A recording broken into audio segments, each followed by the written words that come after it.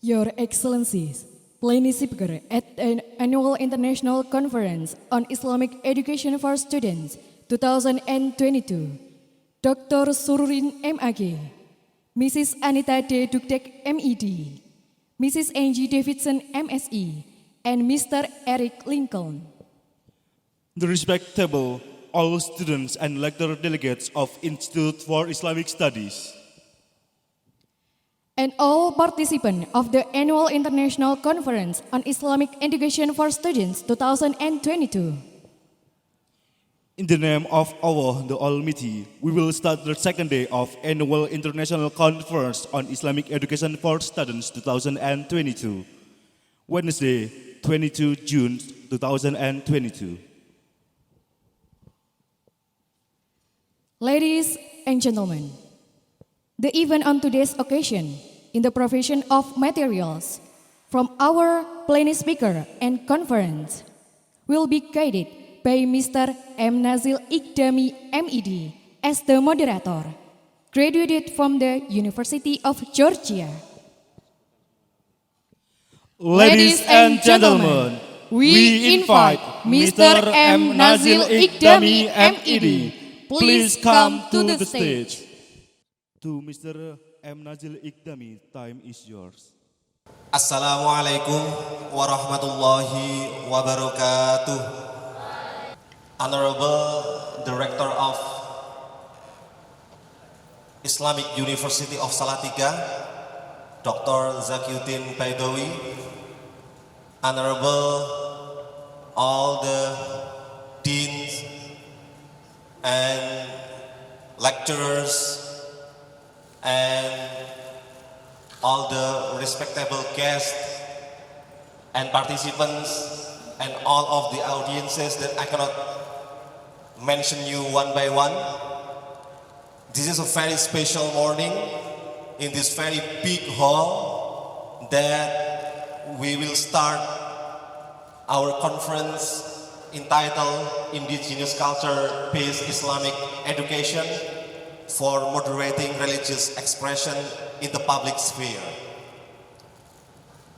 So, in this very special occasion, we already have 4 speakers, or actually 2 speakers in front of you, that they will share with us their experiences, their knowledge, their expertise in education, especially about indigenous culture education. Together with us, 2 respectable speakers from the United States of America. In front of you are Mrs. Anita Davidson Dudek. Please welcome her. She is an entrepreneur and social worker in which she holds Master Education of the Deaf from the Smith College, Massachusetts, United States of America. She is a very experienced person because she's been working in 11 different school systems in 6 different states, and she's been living in 6 of the 7 continents. So the only continent that she hasn't been able to come to probably just Antarctica. Is that all right? And then she also has been traveled to 19 different countries in the world. And now, she just said to me earlier this morning that she might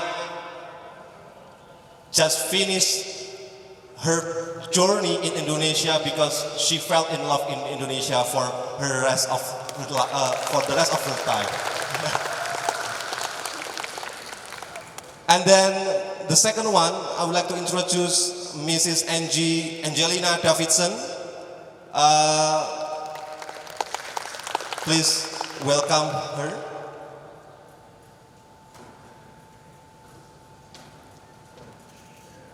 Welcome, Ibu.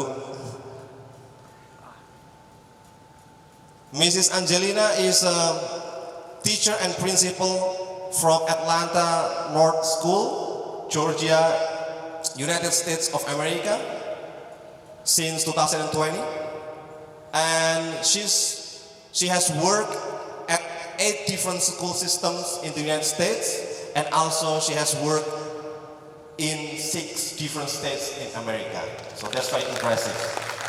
A lot of experience, a lot of knowledge, and also a lot of things that they will share with us this morning. And the next speaker I would like to introduce is beliau Ibu Dr. Sururin MAG.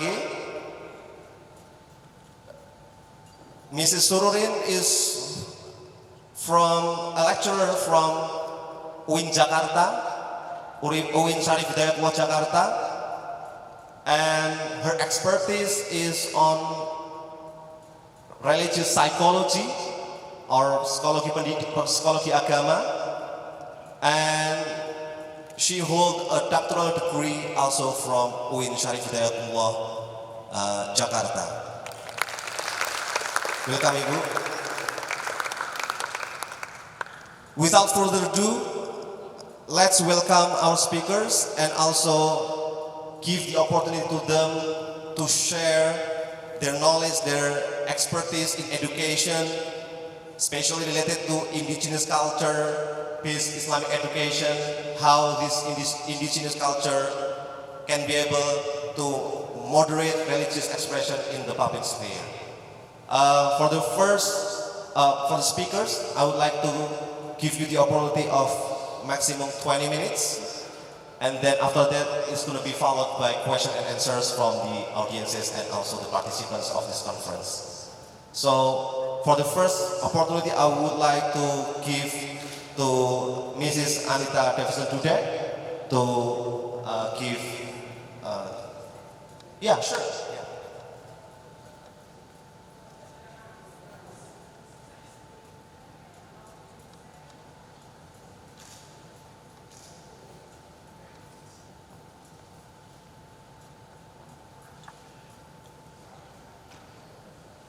Good morning, everyone.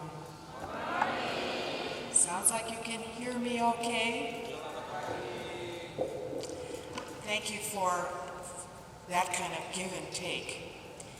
In America, there are some churches where the preacher says blah, blah, blah, blah, blah, and all the audience says, amen, preach it, brother. Audience interaction, yeah? So I understand that you all are future leaders of Indonesia. Do you see yourself that way? You know you are leaders if you are here? And perhaps you have some global aspirations. Does anybody in here want to be an ambassador? A business person dealing with global enterprise? So it's been said that people don't care what you say until they know that you care. Now, am I going to be able to control the advance of the slide? Who is doing that?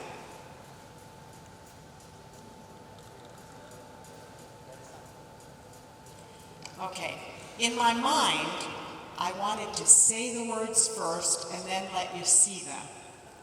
So we'll just trust the person who's advancing the slide. So I'm an old lady. How many think you know, want to take a guess, how old am I? How old am I?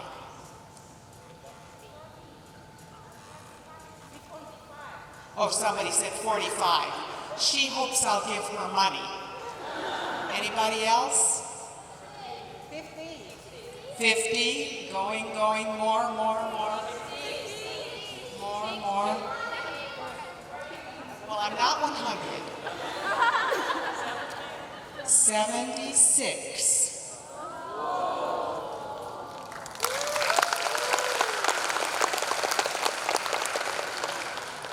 Now, you all are much younger and will discover every time you get another decade, you get older and older, you feel more and more wisdom. So I'm bringing you just a few pieces of my old lady wisdom today. And this is why you should care. Next slide.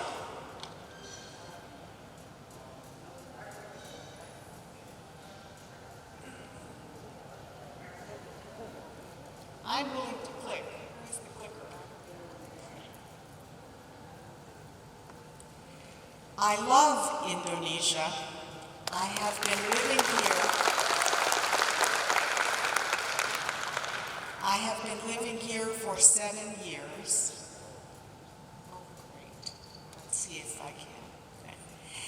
And the picture on the left is me with some children in a desa by a river where my manager and her son were fishing. We went every Saturday for a while. Those children were curious. We played with English. On the right, those children live on my street. I see them every day. There was a new baby in the family of Pak Erte. His little girl is sitting on this side, and I invited the children to make a quilt for the new baby for that family. And we quilted. I showed them how, and they finished that quilt.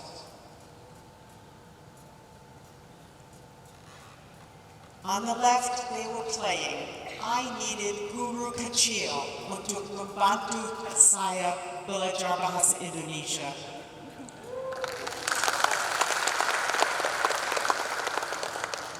I bought a globe. Suddenly, we had a geography club. It still meets today every week. They choose a country, they use like iPad, phone, look up stuff, write in a notebook. It's so beautiful to watch them learn about the world. There are 6 children in Geography Club. 2 children I knew were very weak in first grade math. We started Math Club. It lasted 2 years. We did all kinds of manipulative math things. It changed the lives of those little children who just needed more time, more practice. You will know people like that who don't get it fast, but they can get it. They're not dumb. Think about that. If you have someone you're working with, someone, I don't know if any of you will be teachers, but not all of us learn the same way or at the same rate. We need to design our education to take account of that and to prevent the children who have a difference from feeling bad, from feeling malu, from feeling less valuable. Everyone is the same valuable to our God. True? This is Drama Club. It's a story of Jonah. Then we had Woodworking Club. That one is getting going now. The boys are older. I have bought very dangerous saws, electric machinery. We will be doing many things. I hope they will make toys to sell and add to their little savings accounts for their future education. Crochet Club, Sewing Club, English Club. In 7 years, a lot of things have happened in my home. I don't have time for photos of all of that. But it causes me to love the people, the children and the people of Indonesia. And I want to stay here for the rest of my life. If your government will let me, mudah-mudahan, ya. This is why, because I care, I hope you will listen to the little small tips of wisdom I bring to you today. You heard all this. This is where he got that information. all that stuff. I also have traveled a lot. So, how did all this happen? When I was born to two very lower middle class people in America,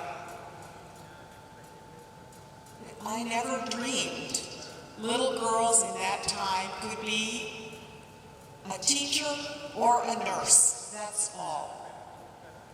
Airplanes were not common. We drove cars, but that was it. But I was always a reader. And you can travel through books. Are you traveling through books? How do you feel about someone who cannot read?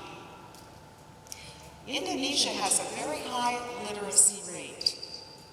Actually, I'm proud of this country for how easy it is to read your language. But reading the words, saying them, pronouncing the words, is not the same as understanding, comprehension. In my experience, little children who can read out loud don't read with their mind. Do you get the difference? Make a mental video. What does this say?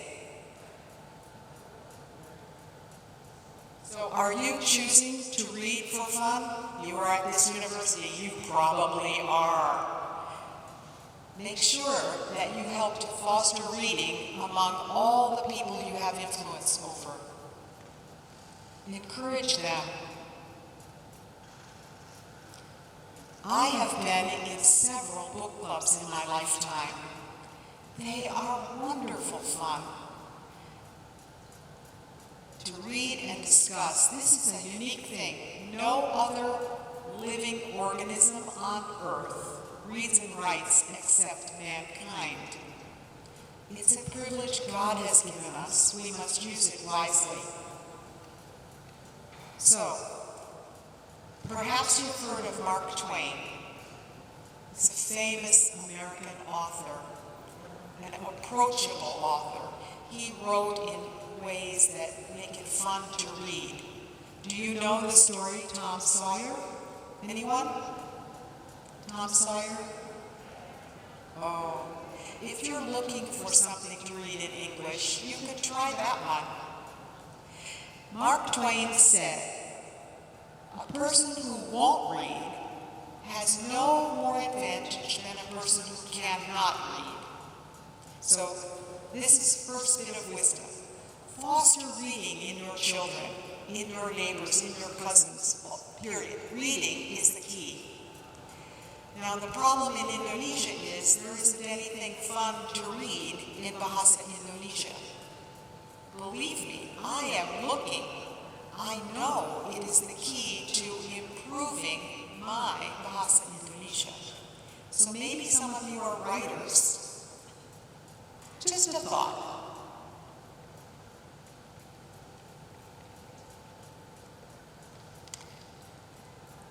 We have a new topic now. Are you ready for that?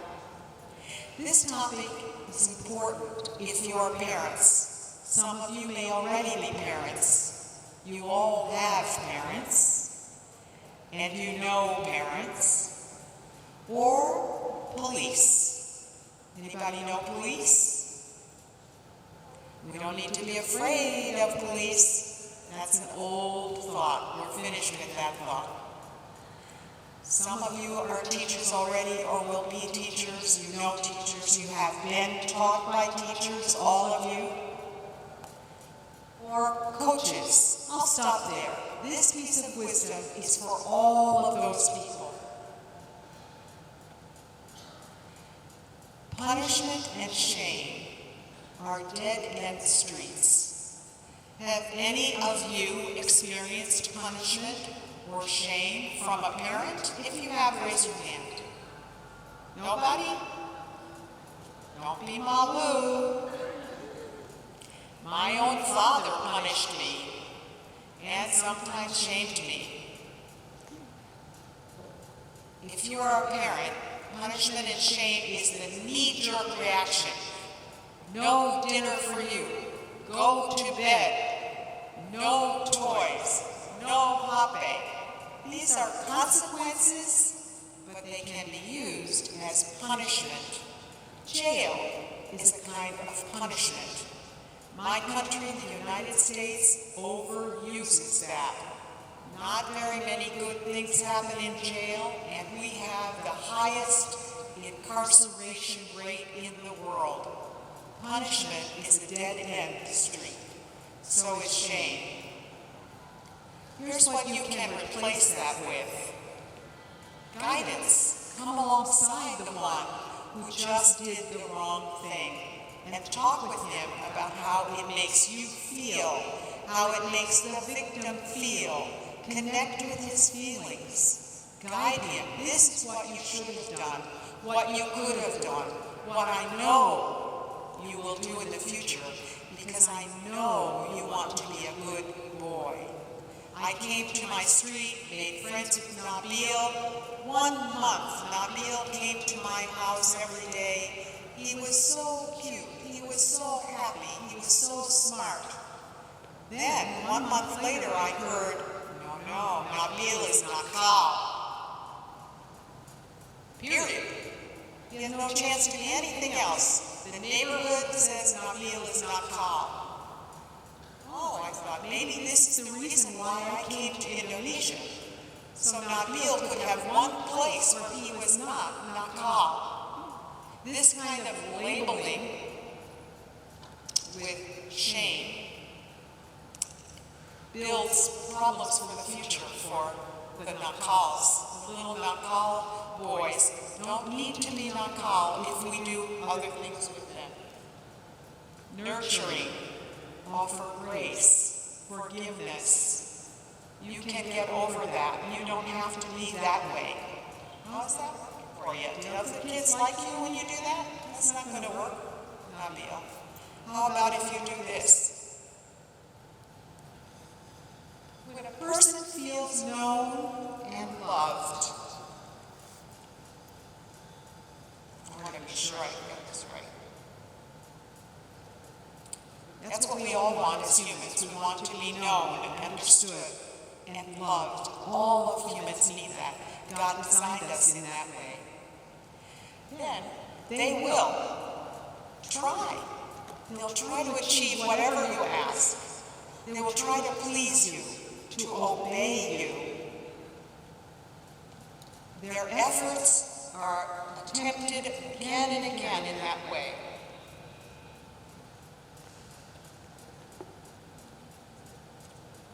So lasting learning and change never happens because of bribes, threatening, shaming, or coercion. I don't know the Indonesian word for coercion. Forcing, yeah? That's not the way. Those are interim strategies that people who don't have better ideas use. We don't want them. Are you ready for another topic? This is my Jangan Malu story. It came about as I was working with a group of students like yourselves in Sumatra who wanted to learn English. So,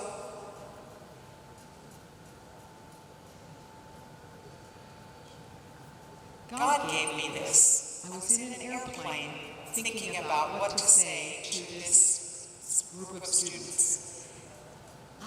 From God is theology, yeah? This is the theology of language. God created languages. They were His idea. He equips us for what He wants us to do.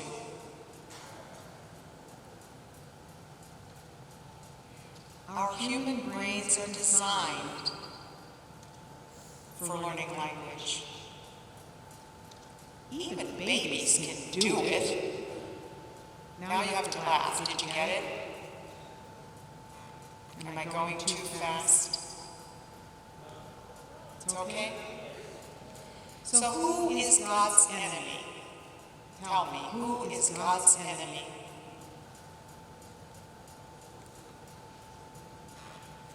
Anybody? Big voice. Who is God's enemy? Musuh. Musuh Allah bernama apa?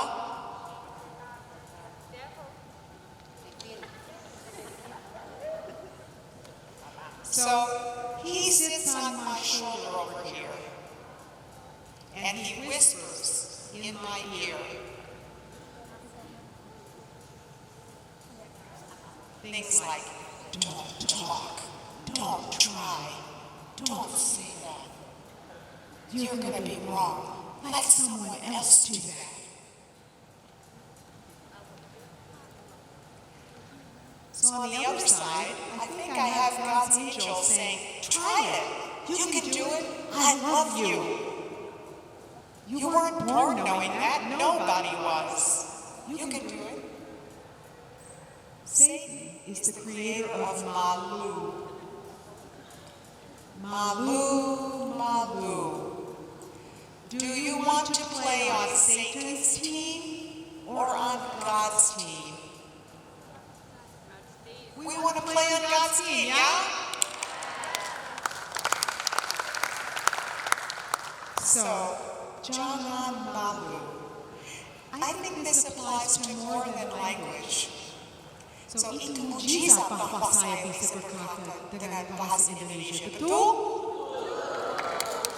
Saya mulai waktu saya sudah berumur 70 tahun.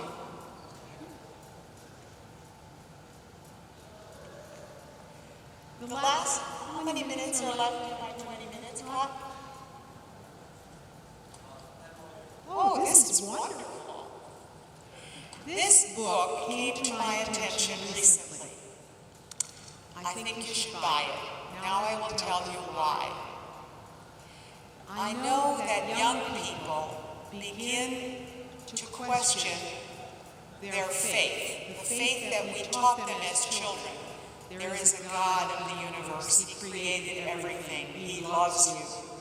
Somewhere along the way, they started to learn some science, and they have questions, and they don't know how to get answers, and they think, well, maybe God's not important. He doesn't want me to play with sex. That's the most important problem for a teenager.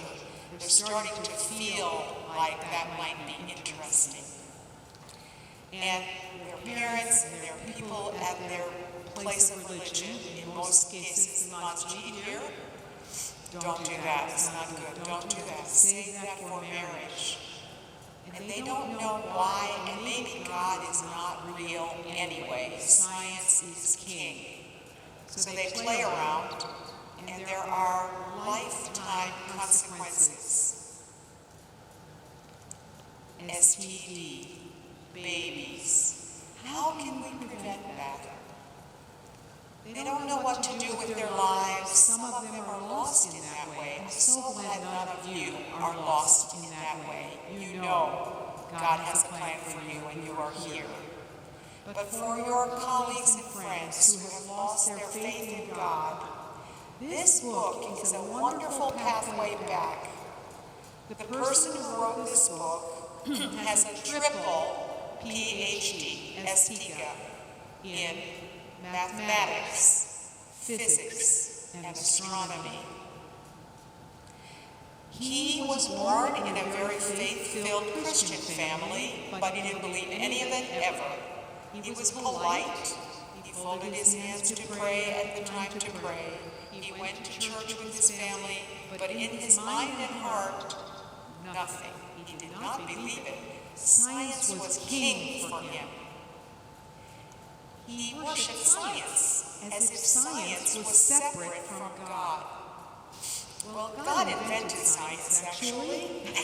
He put all the rules in place. And the fact is that as science has learned more, the more things. My first husband was an astronomer. He was part of Space Science Telescope Institute, the Hubble telescope. He put telescopes on rockets that went up and examined the deep universe, dark matter. I understand most of you are not science people. You study the social sciences. Science has a lot to offer all of us who are not science people. God made the laws of the universe, and the scientists are still trying to figure it out. The more they understand, the more mysterious it gets. It's a very wonderful journey for those who are willing to do. You know, religion is the word. Religion is how we talk about God. It doesn't change who God is, whatever our religion is. Hindu, Islam, Christian. God is still God. We just talk about him different ways. And we forget that it's important to really just know who he is and understand that the things that religion tells us, the eternal truths that are built into our religions, actually are supported by science. Religion and science go hand in hand together. We need to open these conversations up with our teenagers who are asking questions. We mustn't be afraid to examine our holy books, look for answers there, to listen to the scientists. Now I'm going to tell you 5 things that I learned in this book about light. God calls himself light. Satan is darkness. He uses that word for himself in our holy books. And here's the thing that the scientists have discovered about light in the last century. Light is unique in the universe.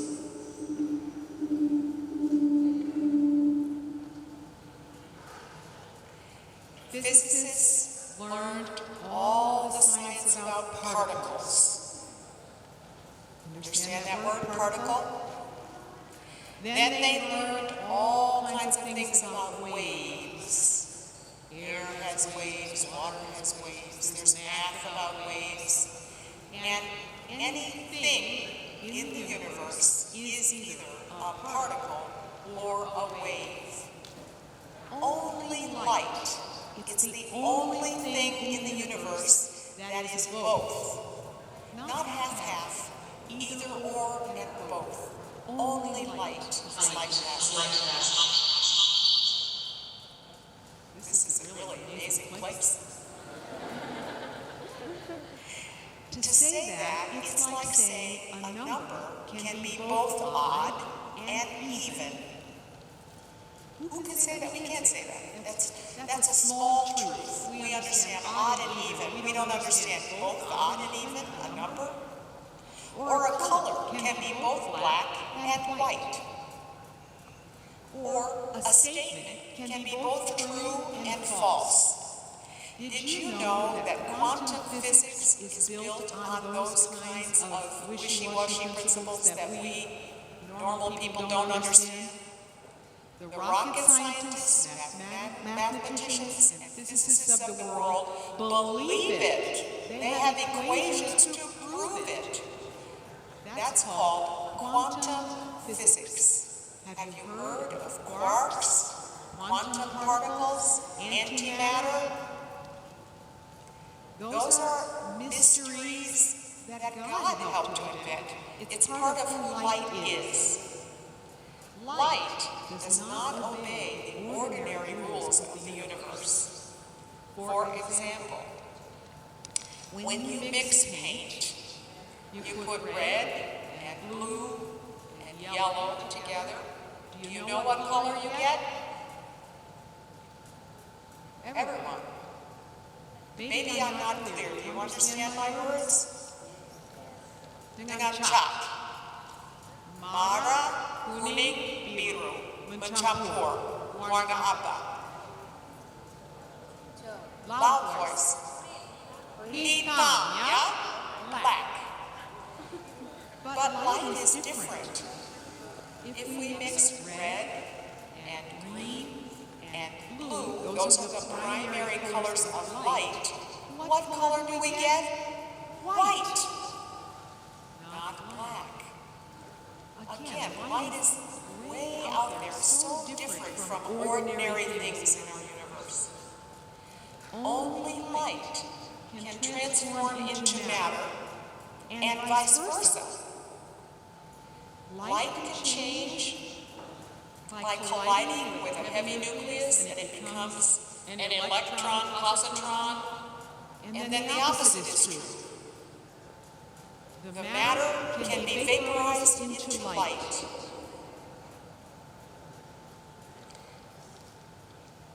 If we smash up that table there, we still have smashed wood. We can't make it disappear. But light can do that.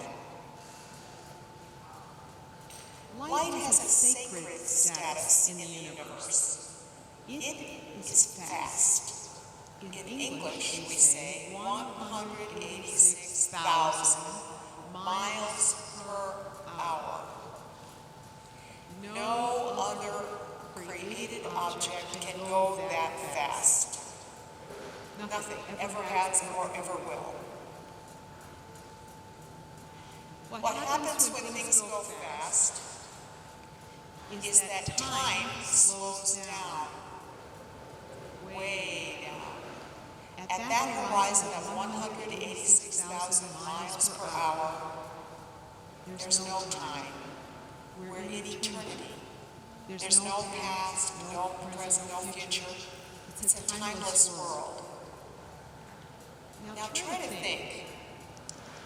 In our mutual religions, we have this concept of eternity and heaven and going to be with God and new immortal bodies or something different. It's interesting, isn't it? That in our holy books, all these things were written before science even knew it. It's confirmation. There is a God, and He wants us to know Him. He loves the scientists who study His universe and the laws of His universe. I think God loves it that mankind can't figure Him out, can't ignore Him, can't get away from Him. All of the moral laws, the people who try to be atheists, they mostly know what good is and bad. They know murder is bad. But good and bad come from a moral perspective that God gave us. You can't have a morality without a God. And a world without a God is not one that any of us wants to live in. So we need to help our young people find their way, their own way to know Him. Each person. This is another amazing thing God has done for us. He has allowed us to know Him personally, and He wants that. He invites that, if we will. We don't need to be afraid of it, we just need to embrace it. And it will help us do the thing that your conference organizer wants. He wants a culture, a world, where people will accept differences, accept each other, learn to live in harmony. God will help us do that. That's the end. Are there any questions? After. All right, thank you so much.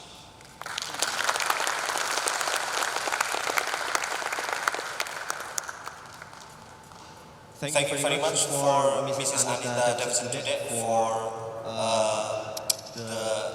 the knowledge that you share with us, experience, lovely experience, and unlimited experience that you share with us. Before we move to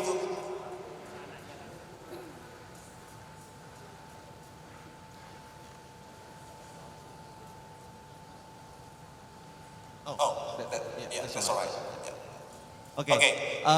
Before we move to the next speaker, I would like to really apologize to another speaker that I haven't mentioned because since he is not here with us, he is joining us online, and I humbly apologize to Mr. Eric Lincoln for not mentioning you in the beginning of this session.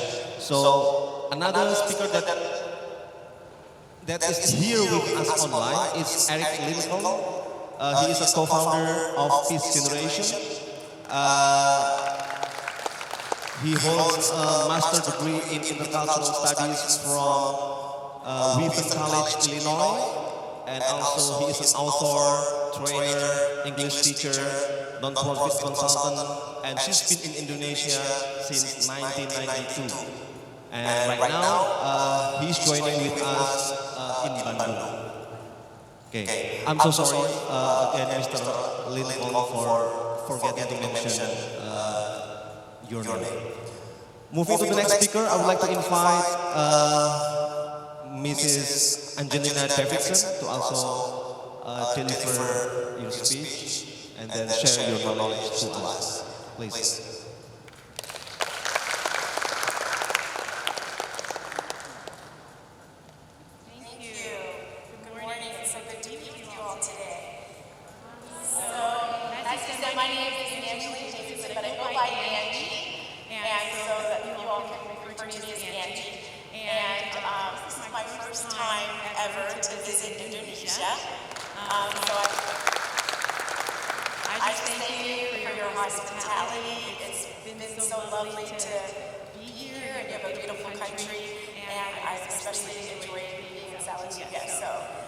It's great to be here.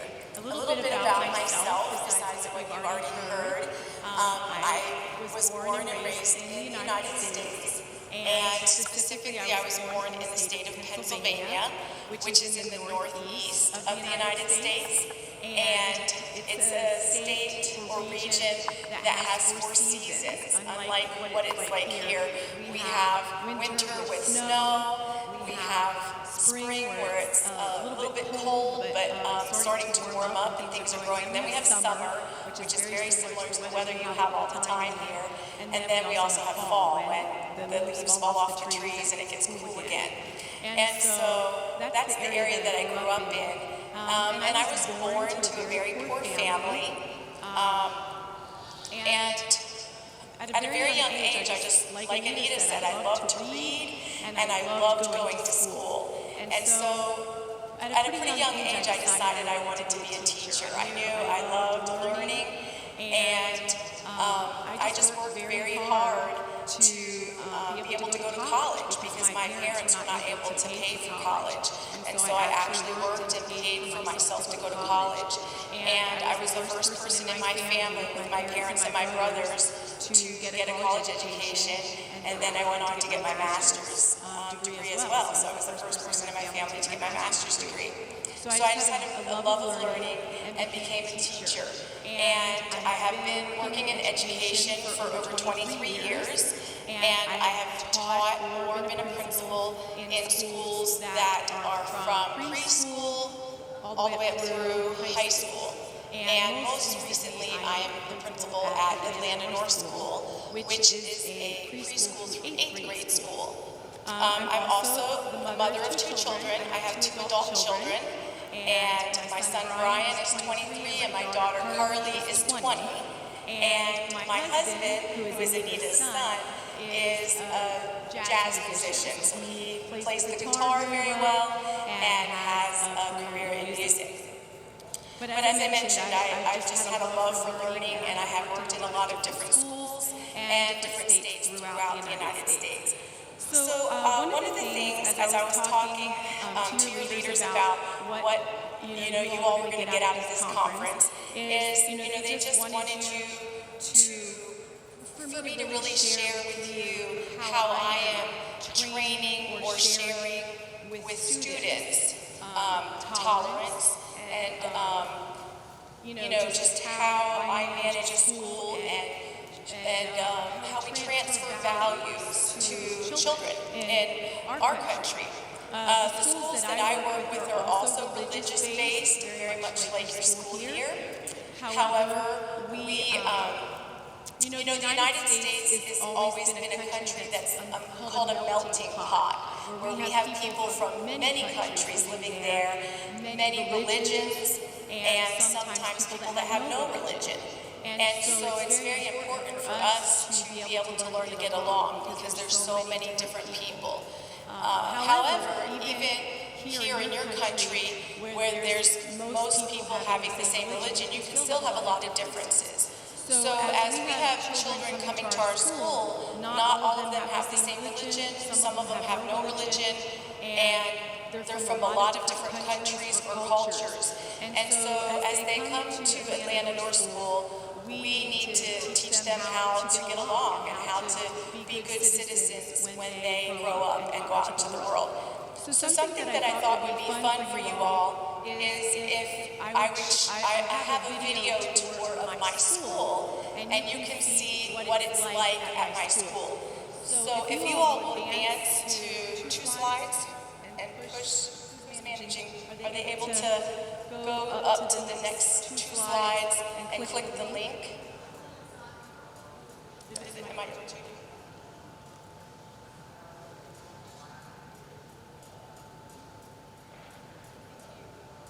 You'll have to click on that link.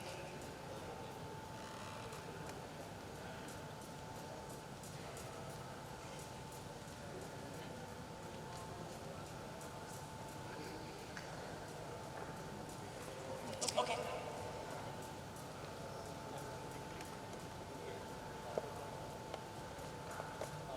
And I put 2 links on there, so if that one doesn't work, go to the one, the next slide, that's atlantanorthschool.com. No. The next slide may actually, that link might work. Yeah, try that one.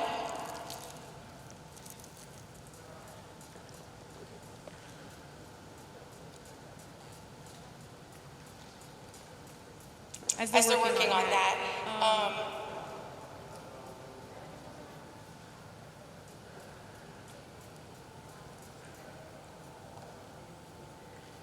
I'll go on to talk a little bit about some of the things we do as they're trying to get the slide, and then as soon as the slide's ready, we'll watch that. So you can look at atlantanorthschool.com and get the video. So one of the things that you'll see on one of the next slides, one of the things we do in the United States is we've had a lot of cultural clashes, and there's been a lot of turmoil or stress. We're also experiencing bullying in our schools and a lot of disruption. Okay, so yeah, if you'll push that arrow by my face over here on this, yes, and then just make that a full screen. This is my school, and if there's sound, you can play that as well. If you want to pause it and try to get the sound to go through the speaker.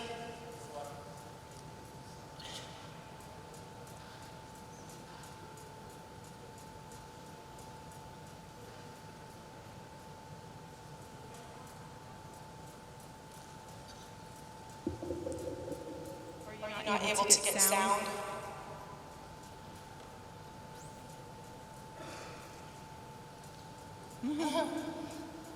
If you want to pause it until you can get the sound.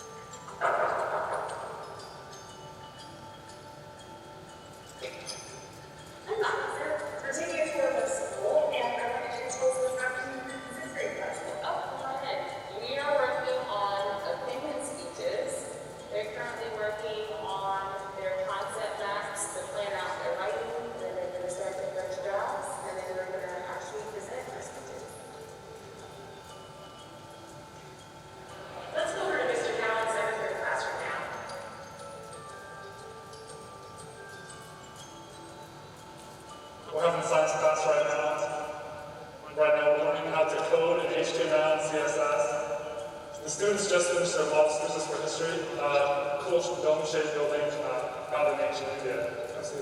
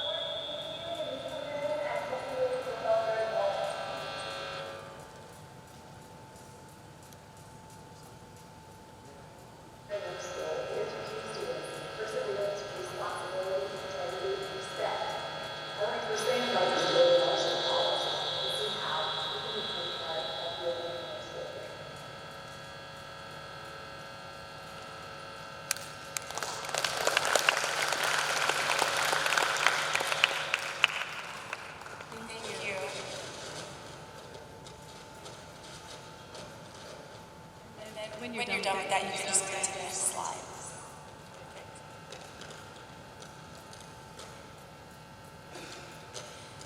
Thank you. So that gives you a little window into what an elementary school is like in Atlanta, Georgia.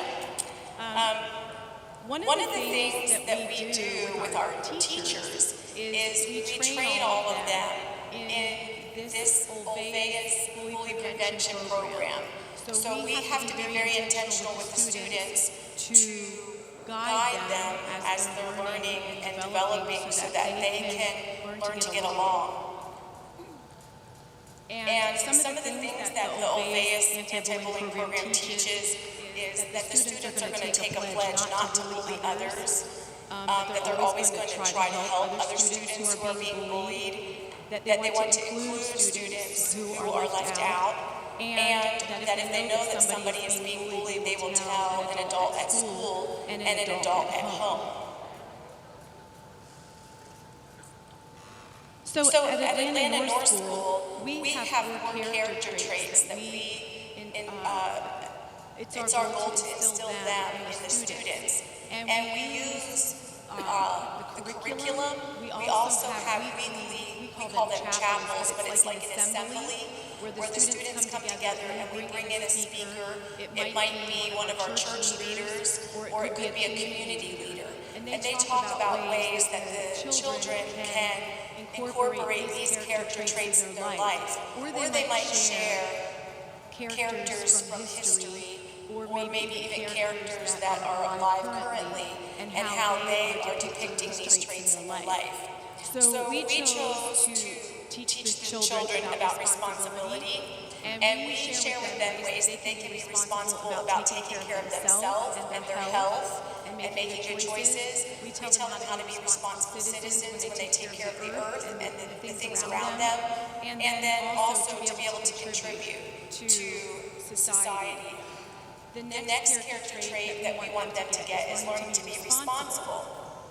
And again, we want them to be responsible citizens where they're doing their part to take care of things and to do their homework, maybe something like that, but also to contribute to the world. The next character trait is integrity. And with integrity, we want them to know that God made them perfect, whole, and complete, that they are, they have what they need in their life, and God created them for a specific purpose and has something special for them to do. But we also want them to learn to do the right thing even when nobody is looking, so that they're going to make good choices in life, even if nobody's around and they're not going to get in trouble, that they want to do what's right.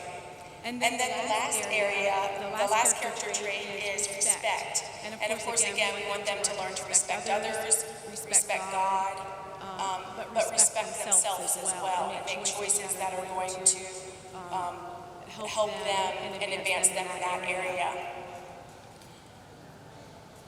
So in conclusion, if I was going to give you some of my words of wisdom or things that I like to pass on to students, something that has really benefited me in my life, or that I will always want to encourage people to do, is always ask questions. when you're learning something new, or if there's something that you're interested in knowing more about, ask questions. And also never lose your dream. Always dream. Things that you want to do. As a young child, I've always had dreams of places I wanted to go, things I wanted to do. And when you dream, then you take action in your life to make those things happen. And then also to always embrace change and opportunity. And I think that's something I'm sure in your country and throughout the whole world, we had to really get with that during COVID, because there were so many things that changed in our environment, in our families, in our schools. And if we resist change, we're never going to be able to progress. And so we need to be able to find ways that we can make things work when things change. When there's a new opportunity that comes up, see how that we can make that work for us. And then just find many ways to expand your minds and try new things. Some of you may stay here in this town or this community, and some of you may go to other places in Indonesia or even other places in the world.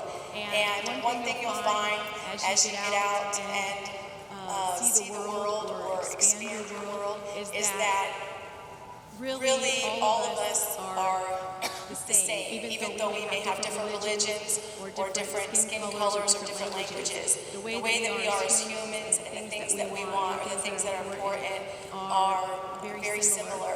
And that's one of the things that the teachers at my school have tried to do with our different programs is really get the students to connect. Because if we can get to know each other and share ourselves with each other, it will reduce a lot of the other problems in the world.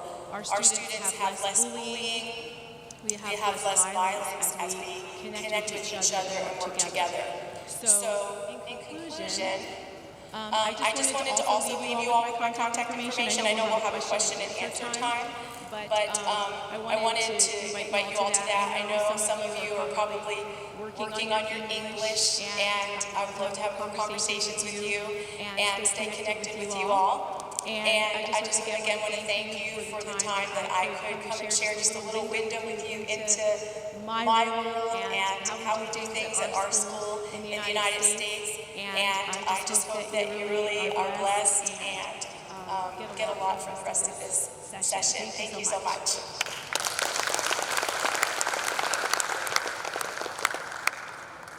Thank you very much to Mrs. Angie or Angelina Davidson for sharing your school, for showing us a school tour to your school. It was really a new experience for us to see a school in the United States. Thank you very much. The next speaker that I would like to invite, he will be joining us online, Mr. Eric Lincoln, if he is ready.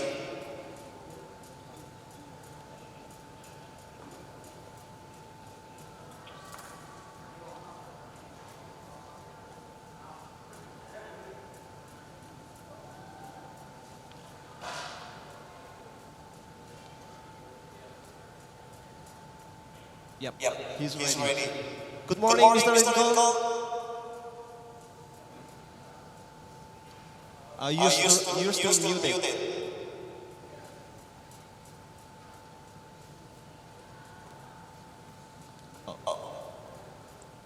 Can you please unmute your speaker?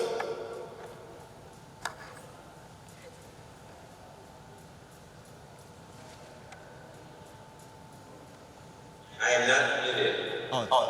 Now we can hear you. Okay, good morning from Bandung, West Java. Can you hear me now? Yes. We can hear you very good. Okay, I would like to share screen with you.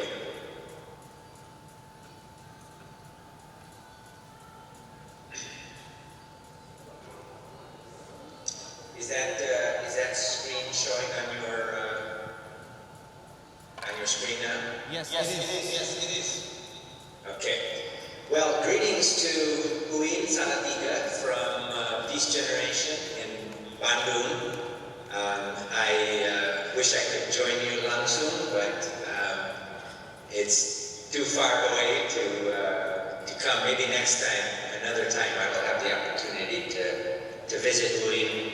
I have a good relationship with Uin here in Bandung, but I've never had an opportunity to visit your school in Salatiga. But I would like to talk briefly about promoting peace in the age of rising intolerance. And you know that Indonesia has been facing many challenges in recent years with intolerance.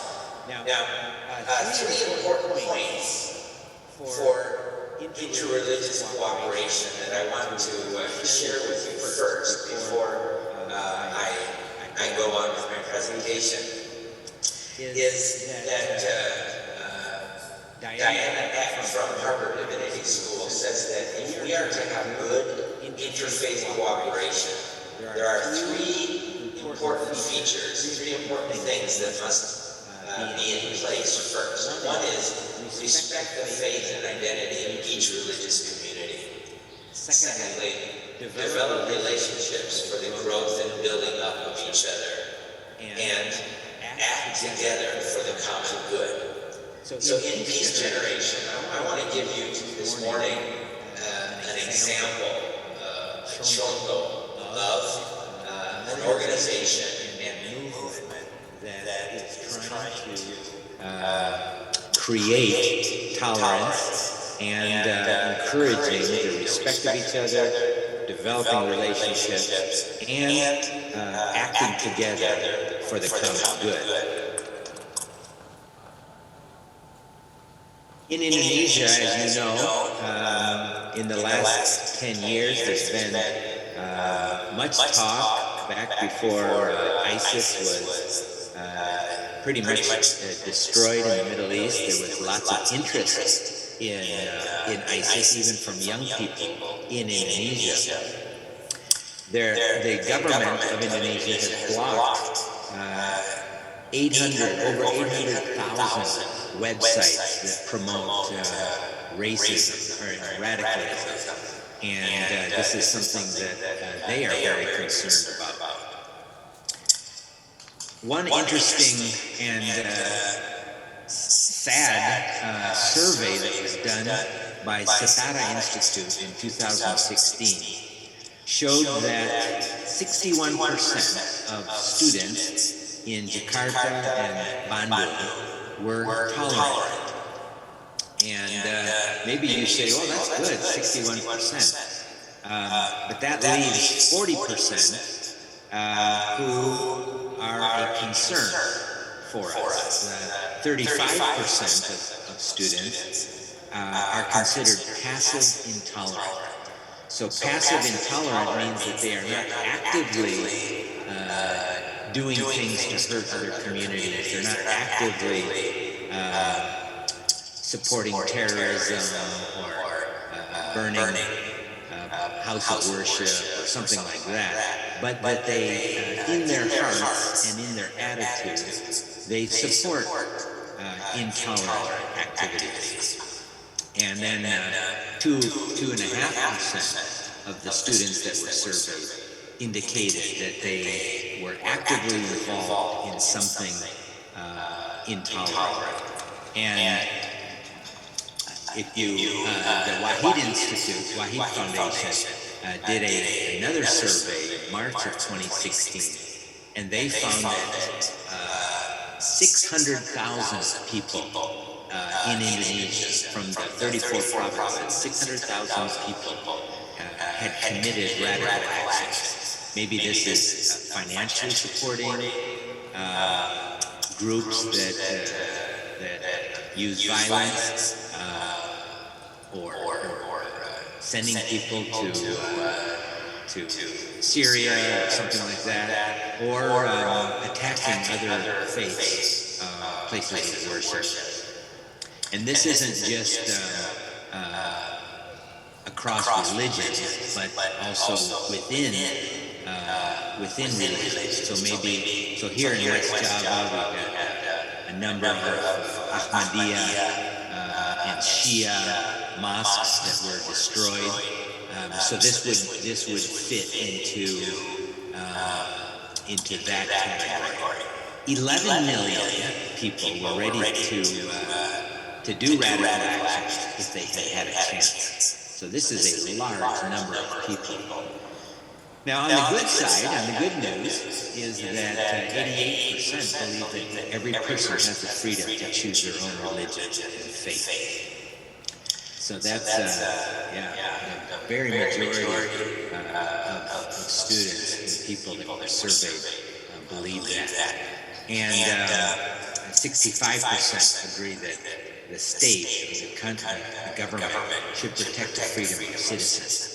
That number, though it's positive, it's 65%, is a bit concerning because that leaves 35% who don't believe that the government should protect the freedom of their citizens. So with this background and this information, we have at Peace Generation been thinking about the narrative, the stories that people are hearing and believing that would lead them to intolerance.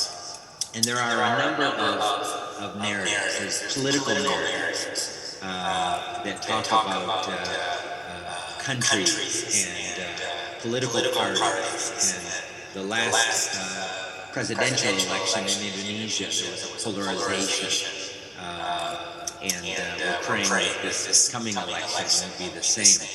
Then there's the historical narratives. Many people still talk about Perang Salib,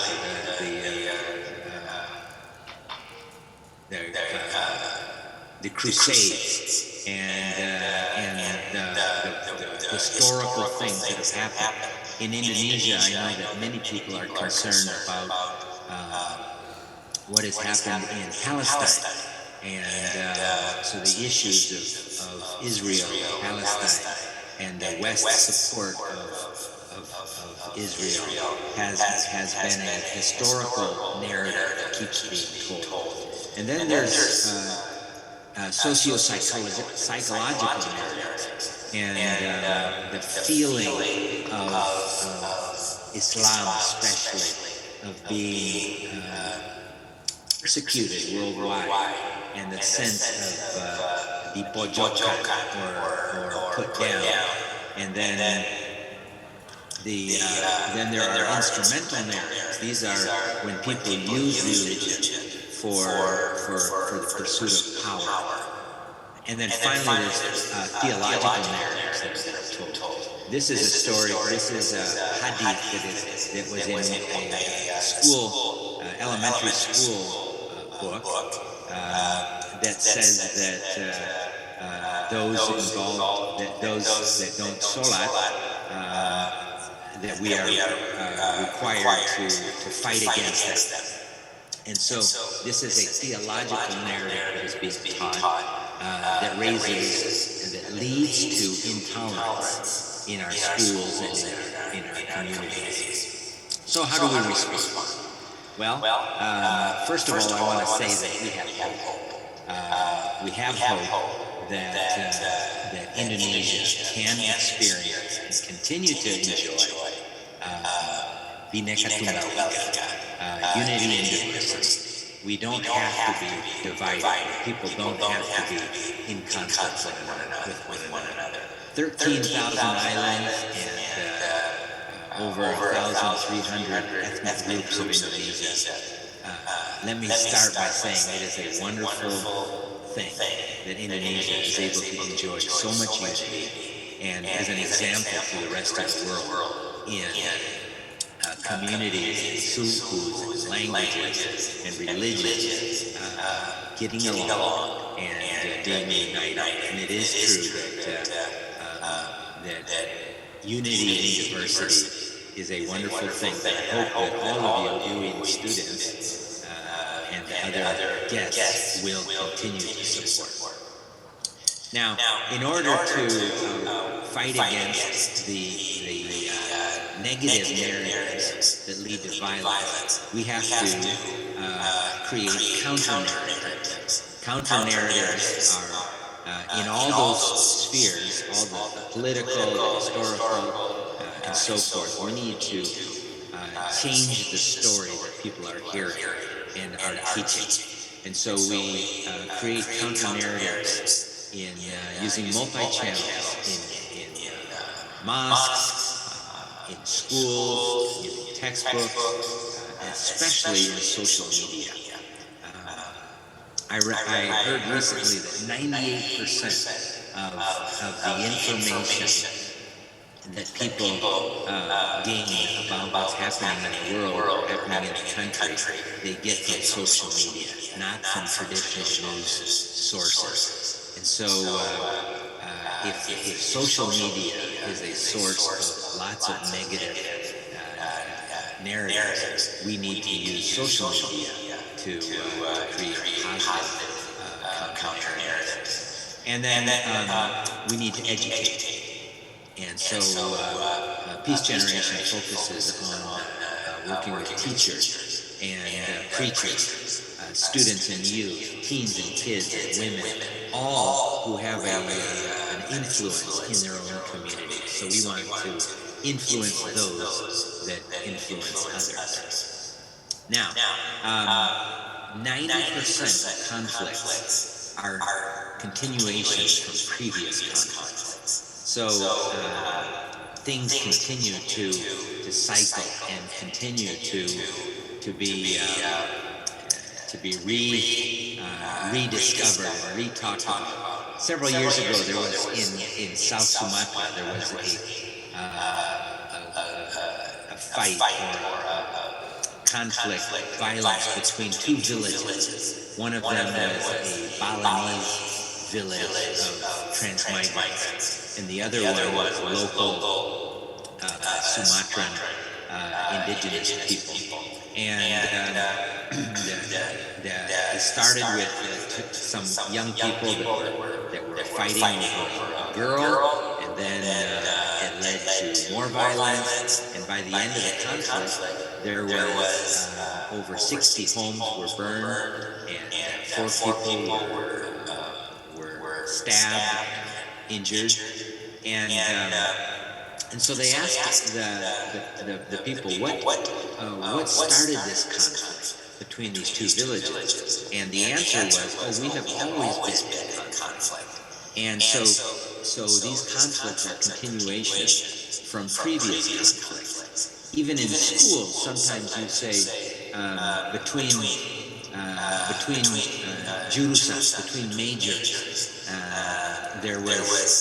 there can be conflict, and you say, this is every year the technical students or the hukum students have conflicts with another group, and it's what we diwariskan, we are inherit from those before us. So to stop this continuation of previous conflicts, in Peace Generation we created a series of 12 lessons for students, for junior high, especially older elementary, junior high, and high school students that will teach peace. And we believe that we can raise up a new generation of tolerant young people that will influence Indonesia. We have 12 lessons that we use. The first 2 lessons fit under the view of having a proper view of ourselves. If we don't have a proper view of ourselves, then we will not have a proper view of others. And if we don't have a proper view of others, then we cannot move into relationship building and healthy conflict resolution. So the first 2 lessons in Peace Generation, we talk about accepting ourselves and removing prejudice. We all have prejudice, and that is one of the things that we have to teach our students, is that none of us is able to say, I look at everybody the same. When I see a Chinese person, or when I see a Batak person, or when I see a woman wearing a tada, that I don't have ideas or thoughts that come up in my heart. And so we all have to talk about, admit the prejudice that we have. And we talk in this generation about using X-ray vision, not looking at people's outward appearance, but looking at their heart, the way that God sees them. And then we have a proper view of others. So to have a proper view of others, we first look at ethnic, suku differences, then we look at religious differences, we look at issues of gender, social status, or economic status, and then exclusive groups. People have a tendency to stick with a group of people that like them. So we talk a lot about what are healthy groups and what are unhealthy groups. What are groups that are welcoming of others, don't bring negative consequences to others, and what are groups that do create a negative outcome. Then after we understand others, then we have 5 lessons that we teach young people about celebrating diversity, that God made us many tribes and languages so that we would not fight against one another, but so that we would know one another. And that's a verse from the Quran that I have come to learn and really agree with. And then we talk about handling conflict. How do we manage conflict? And we actually talk about the benefits of conflict. That conflict can actually make us better if we respond appropriately to it. And then we avoid violence as a way to solve our conflicts.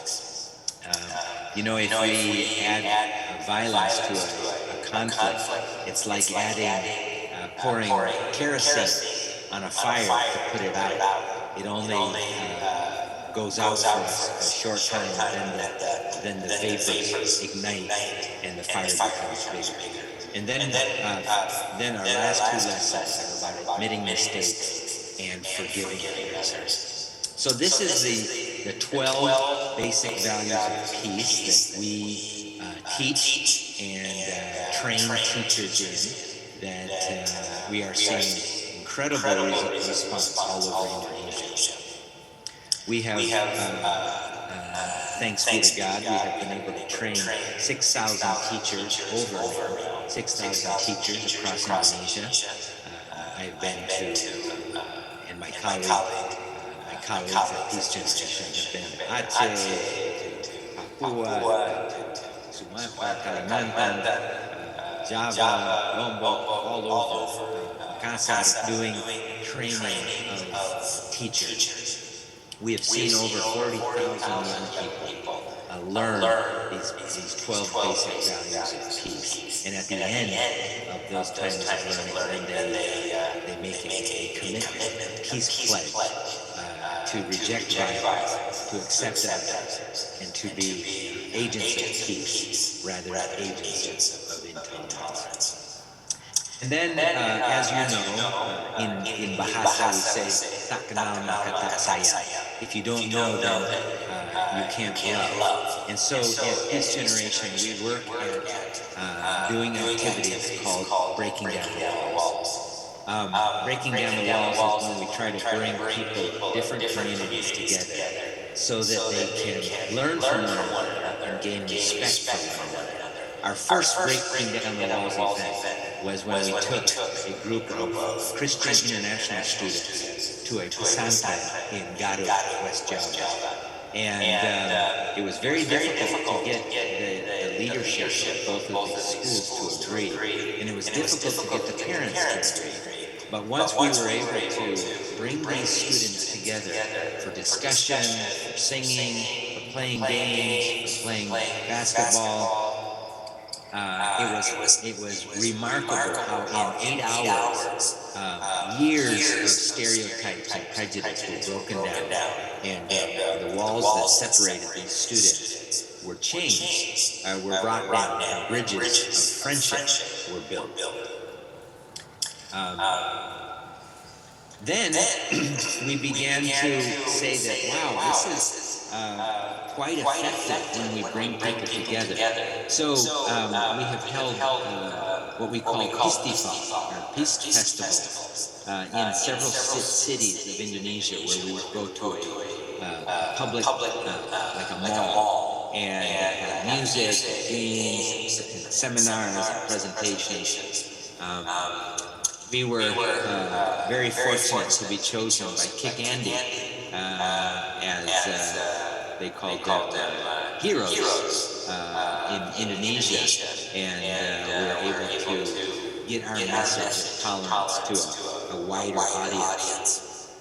We held an interesting event called Rock the Peace, where we brought a band from the United States, from Savannah, Georgia, and had a band from a pesantren, and we did some tours, visiting different schools, and then we ended in a large concert in a public place in Bandung.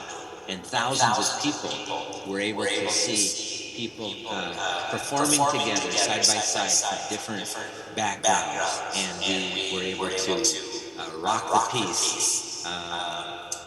We actually had 3 different Rock the Peace events. We did an event called Walk the Peace, where we took 20 Christian students and 20 Muslim students, and we walked from Bandung to Pangandaran, which is 250 kilometers, over 10 days, and we stayed in schools along the way.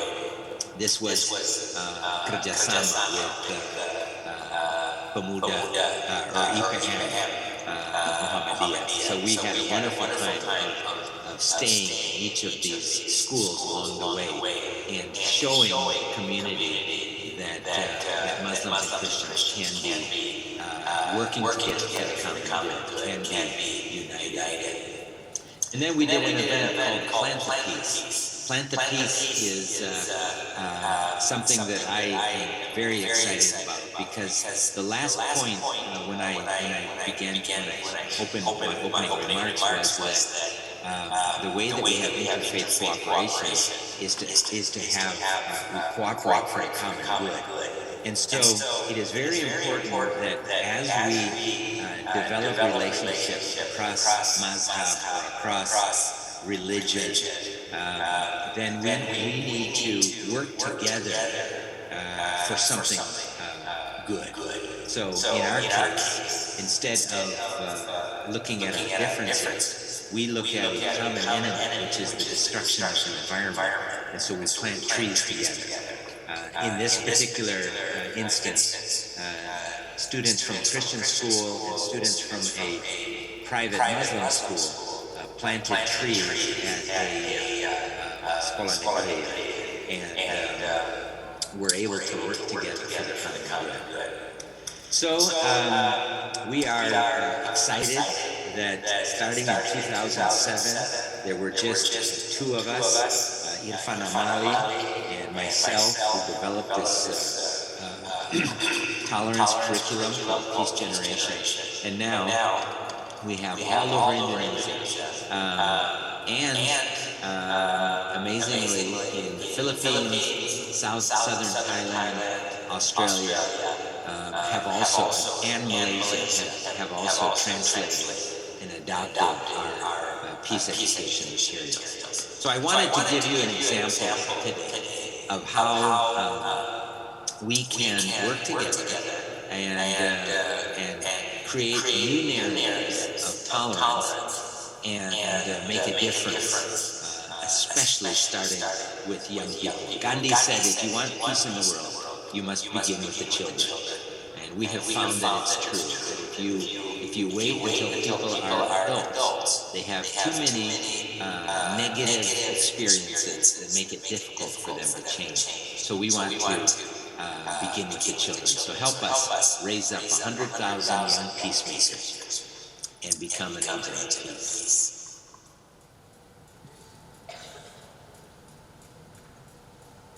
So that is my basic overview, and maybe we will be able to take questions later on. Yep. Please big applause for Mr.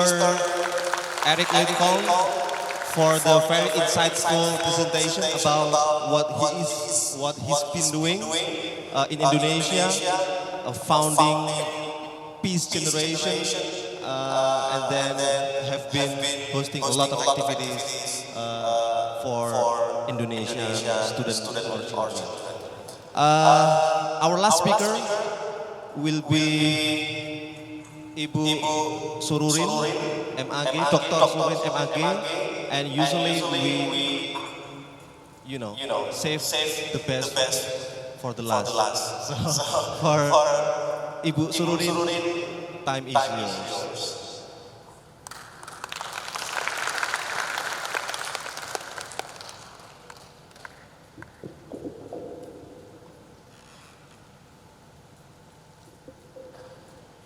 Assalamu'alaikum warahmatullahi wabarakatuh. Bismillah, alhamdulillah, Allahumma salli ala sayyidina Muhammad, Excellency and Honorable Speaker, the first speaker, Ibu Anita, the good presentation and wise speech. Thank you very much for your presentation. And the second speaker, thank you. Saya panggilnya Aicoies Mbak Anggi, because in Indonesia the young women we call Mbak Anggi. And then the third speaker, Pak Erik, I call Pak Erik because in Indonesia we call the man Pak. And Excellency, our moderator, saya panggilnya Mas. Very good moderator. I am so sorry because our presentation is bahasa Indonesia and I don't translate yet in English. I am so sorry. Bapak Ibu yang kami hormati, terima kasih kesempatannya. I am so sorry because I speak bahasa. Never mind. Okay, thank you very much.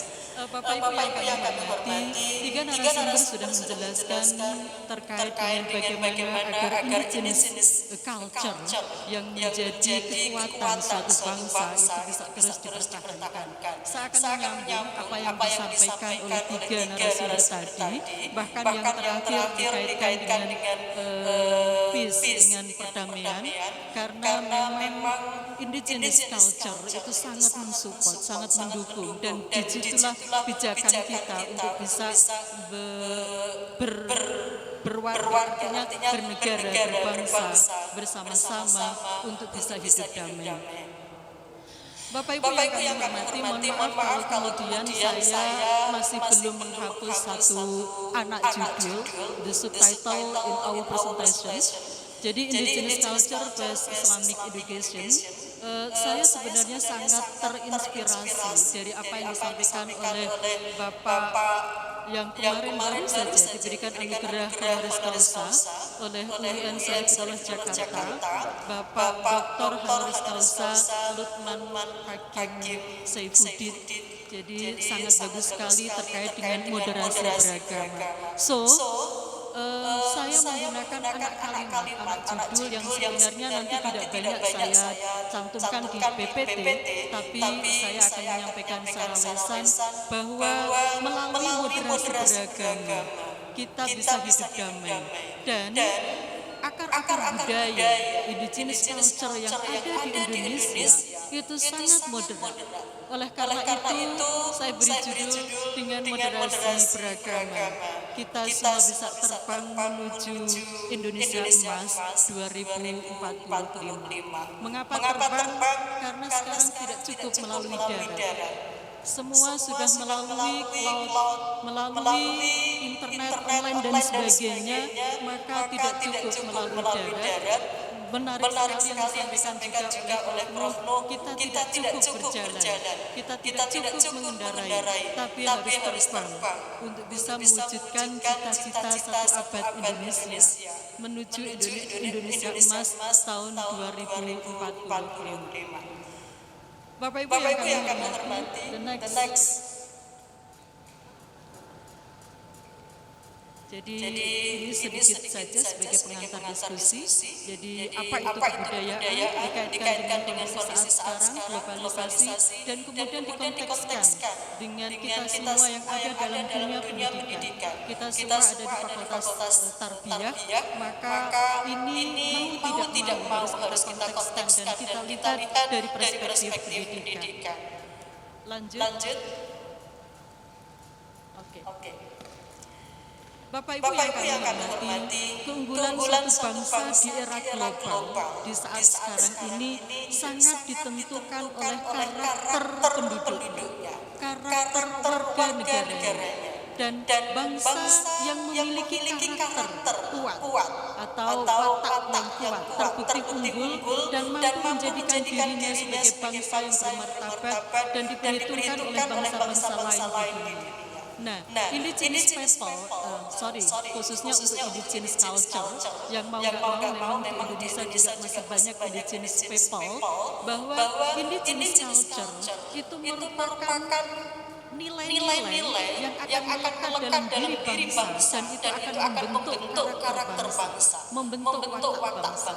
Oleh karena itu, indigenous culture inilah yang perlu dikuatkan sehingga kita punya karakteristik, mempunyai identitas yang memang sangat unggul. Inilah yang kita harapkan dan mengapa internasional conference ini terselenggara dengan tema ini yang diharapkan melalui indigenous culture, melalui nilai-nilai asli bangsa Indonesia, khususnya karena berinteraksi, berakulturasi dan memang Islam masuk di dalam Indonesia, maka mau nggak mau indigenous culture banyak yang kemudian terkait budaya, tradisi, agama, khususnya agama Islam. Dan bangsa yang hebat adalah bangsa yang berbudaya. Next. Bapak Ibu yang kami hormati, apa itu budaya atau kebudayaan? Seringkali kalau saya kuliah, mungkin Bapak Ibu semua juga sudah menyampaikan, saya menyingkatnya budaya yang kemudian menjadi kebudayaan adalah hasil cipta, rasa, karsa, dan rasa manusia itu sendiri. Maka orang-orang yang hebat adalah orang-orang yang berbudaya. Orang-orang yang hebat adalah yang mampu menciptakan, karena dia punya daya cipta, daya rasa, daya karsa. Jadi tidak cukup rasa, tapi juga ada karsa di situ, sehingga menghasilkan karya. Karya inilah yang sebenarnya diharapkan selalu muncul dan akan selalu muncul sebagai bentuk dari kreativitas dan inovasi kita semua. Jadi itu adalah budaya. Kalau kebudayaan itu sendiri adalah is that complex which includes knowledge, belief, art, moral, law, custom, and all the capabilities and habits carried by many as member of society. Jadi Bapak Ibu, kebudayaan merupakan satuan kompleks yang meliputi ilmu pengetahuan, kepercayaan, kesenian, akhlak, hukum, adat istiadat, dan banyak kemampuan lainnya atau kebiasaan lainnya yang diperoleh manusia sebagai anggota masyarakat. Nah, kita bisa melihat Bapak Ibu bahwa sistem budaya, terutama dikaitkan dengan sistem sosial, itu ada beberapa dan kita bisa melihat di Indonesia itu sangat berbeda sistem dan organisasi kemasyarakatan. Seringkali saya sampaikan, saya kebetulan hidup di Ciputat. Kalau pagi dari tiap musola itu bergantian tiap hari mendengarkan ibu-ibu di majelis taklim. Jelas ini adalah sistem organisasi kemasyarakatan yang sangat berbeda. satu-satunya di Indonesia, artinya di dunia, ada organisasi kemasyarakatan yang anggotanya bahkan jutaan anggota gitu ya. Jadi anggotanya itu jutaan. Kita bisa lihat Nahdlatul Ulama, Muhammadiyah, Persis dan sebagainya. Anggotanya adalah jutaan masyarakat, jutaan orang. Ini menunjukkan bahwa culture, budaya, tradisi yang berkembang itu sangat berbeda. Yang namanya majelis taklim, Masya Allah, ini menunjukkan bahwa memang karakteristik Indonesia yang sangat-sangat unik. Dan kita bisa melihat budaya-budaya lainnya terkait dengan sistem dan organisasi masyarakat.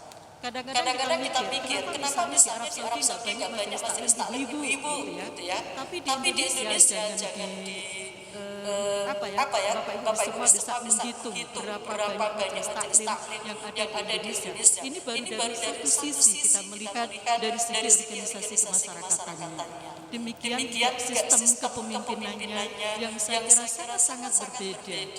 Ini menjadi unik dan menarik dan menjadi kekuatan, menjadi kapital, sosial kapital yang dimiliki oleh bangsa Indonesia. Banyak nilai-nilai yang bisa kita ambil dari sistem dan organisasi kemasyarakatan yang ada di Indonesia. Kemudian sistem religi dan upacara keagamaan. Indonesia sangat kaya sekali. Apalagi terkait dengan jenis culture, budaya-budaya kemudian diadopsi, dikembangkan, diisi dengan nilai-nilai Islam sehingga menjadi tradisi-tradisi Islam yang berkembang di Indonesia. Dan itu syarat akan nilai-nilai.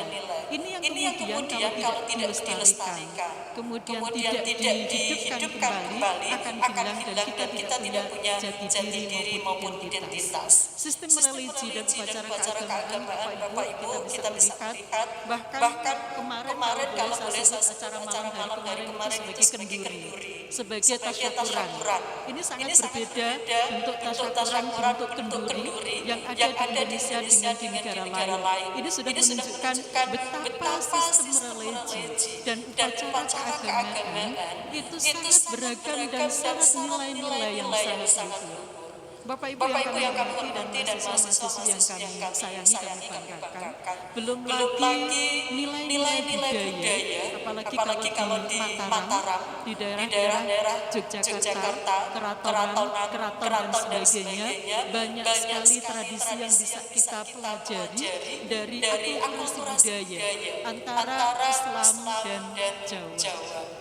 Maka kalau Bapak Ibu membaca buku-buku terkait dengan Islam in Java, saya justru mengetahui ada apa di sebalik upacara keagamaan itu. Justru saya tidak mendapatkan dari karya-karya orang Indonesia, tapi orang-orang dari luar yang kemudian mengkaji, meneliti tentang Indonesia, khususnya tentang Jawa. Oh, ternyata ini maksud dan tujuannya. Oh, ternyata ini. Jadi saya baru paham mengapa ada grebek mulut, kenapa ada stand dan sebagainya. Itu bagian dari tradisi yang terkait dengan keagamaan. Belum lagi di berbagai daerah, di berbagai wilayah, kita banyak menemukan, bahkan termasuk diantaranya mungkin kalau boleh saya sebutkan tradisi mudik, tradisi halal, itu semua tidak lepas dari keagamaan, keberagamaan yang ada di Indonesia. Berikutnya sistem mata pencaharian yang memang akan terkait juga dengan sistem religi atau upacara keagamaan.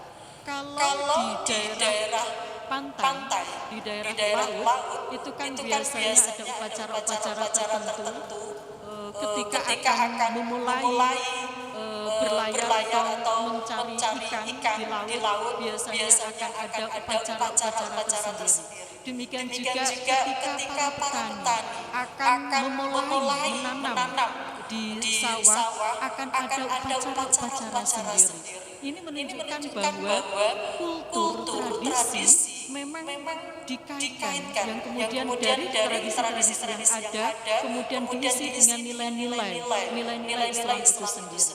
Berikutnya adalah sistem pengetahuan. Bapak Ibu Kemarin itu saya membaca tulisan memang tidak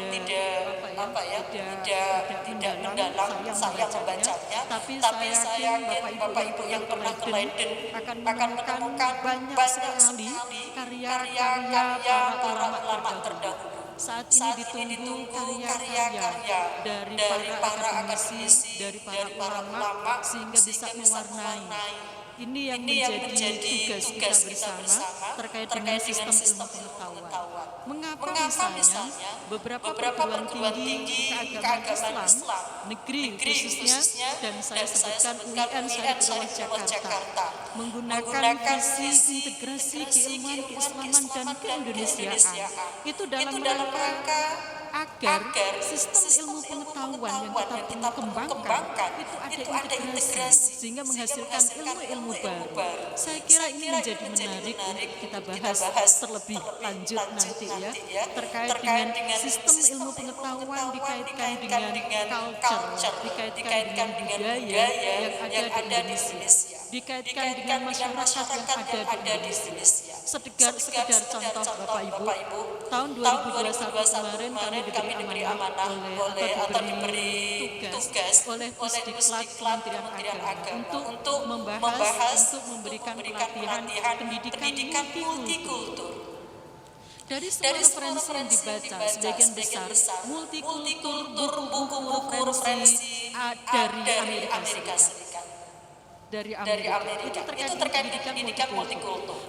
Padahal di Indonesia tidak kalah multikulturnya, baik dari pengalaman maupun realitas kehidupan. Akan tetapi yang berkembang teori-teori itu dari Amerika, mengapa tidak dari Indonesia? Ini menarik ketika kita membahas sistem ilmu pengetahuan yang menjadi bagian dari sistem budaya yang ada di Indonesia. Ini menjadi tugas kita bersama Bapak Ibu. Jadi setelah dibaca-baca referensi multikultur, laki-laki ini orang Amerika, laki-laki bukan dari Indonesia. Ada apa dengan Indonesia? Padahal Indonesia sangat kaya sekali kultur, budaya, tradisi, bahkan beragam, sangat berulang. Sangat diversity gitu ya. Jadi mulai dari kebudayaan, mulai dari adat, bahkan bahasa, budaya, makanan, kuliner itu Masya Allah sangat beragam. Dari soto aja sudah macam-macam. Saya nggak tahu kalau dari Salatiga, apakah ada soto Salatiga gitu ya. Jadi menunjukkan sangat kaya. Akan tetapi kita belum mampu mengembangkan apa yang menjadi indigenous culture. Karena indigenous culture itu tidak hanya budaya dan kesenian, tapi juga dalam berbagai hal, dalam berbagai aspek kehidupan, termasuk diantaranya dalam termasuk kuliner tadi. Ini menunjukkan bahwa kita ditantang untuk menghasilkan satu ilmu baru berdasarkan dari kultur yang ada di Indonesia, berdasarkan kekayaan yang dimiliki oleh bangsa Indonesia, yang sangat plural, yang sangat multi etnis, multi keyakinan, multi bahasa dan sebagainya. Berikutnya sistem teknologi dan peralatan, kemudian bahasa dan juga kesenian. Bahasa itu ternyata yang paling banyak bahasa daerahnya itu ada di Papua. Ada ratusan bahasa daerah dari Papua. Kalau Jawa cukup luas, orang bisa berbahasa Jawa, termasuk saya juga dari Jawa. Bahkan kalau boleh saya lebih fasih berbahasa Jawa daripada berbahasa Inggris maupun berbahasa Arab, gitu ya, karena lahirnya di Jawa. Jadi sangat multi bahasa. Dan yang berikutnya kesenian. Kalau berbicara masalah kebudayaan, seringkali kita karena kebudayaan secara sempit diartikan sebagai kesenian, jadi sangat mudah untuk mengetahui kebudayaan melalui kesenian. Oke, next.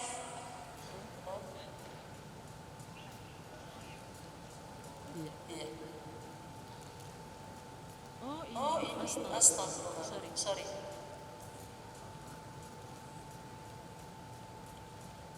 Oh, ini yang tadi saya jelaskan ya.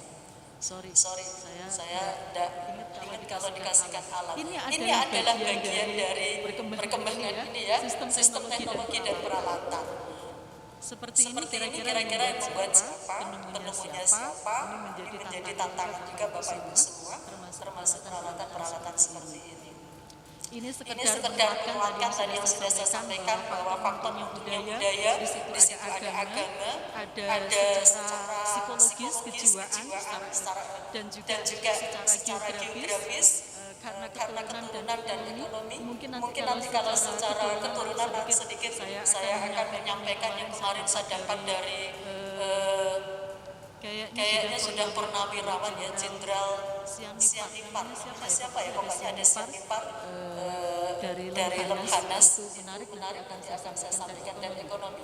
Nah, bagaimana dengan Islam? Bapak Ibu yang kami hormati, Islam sendiri setelah Islam datang di Arab itu tidak menghapuskan tradisi-tradisi yang ada, akan tetapi direformasi.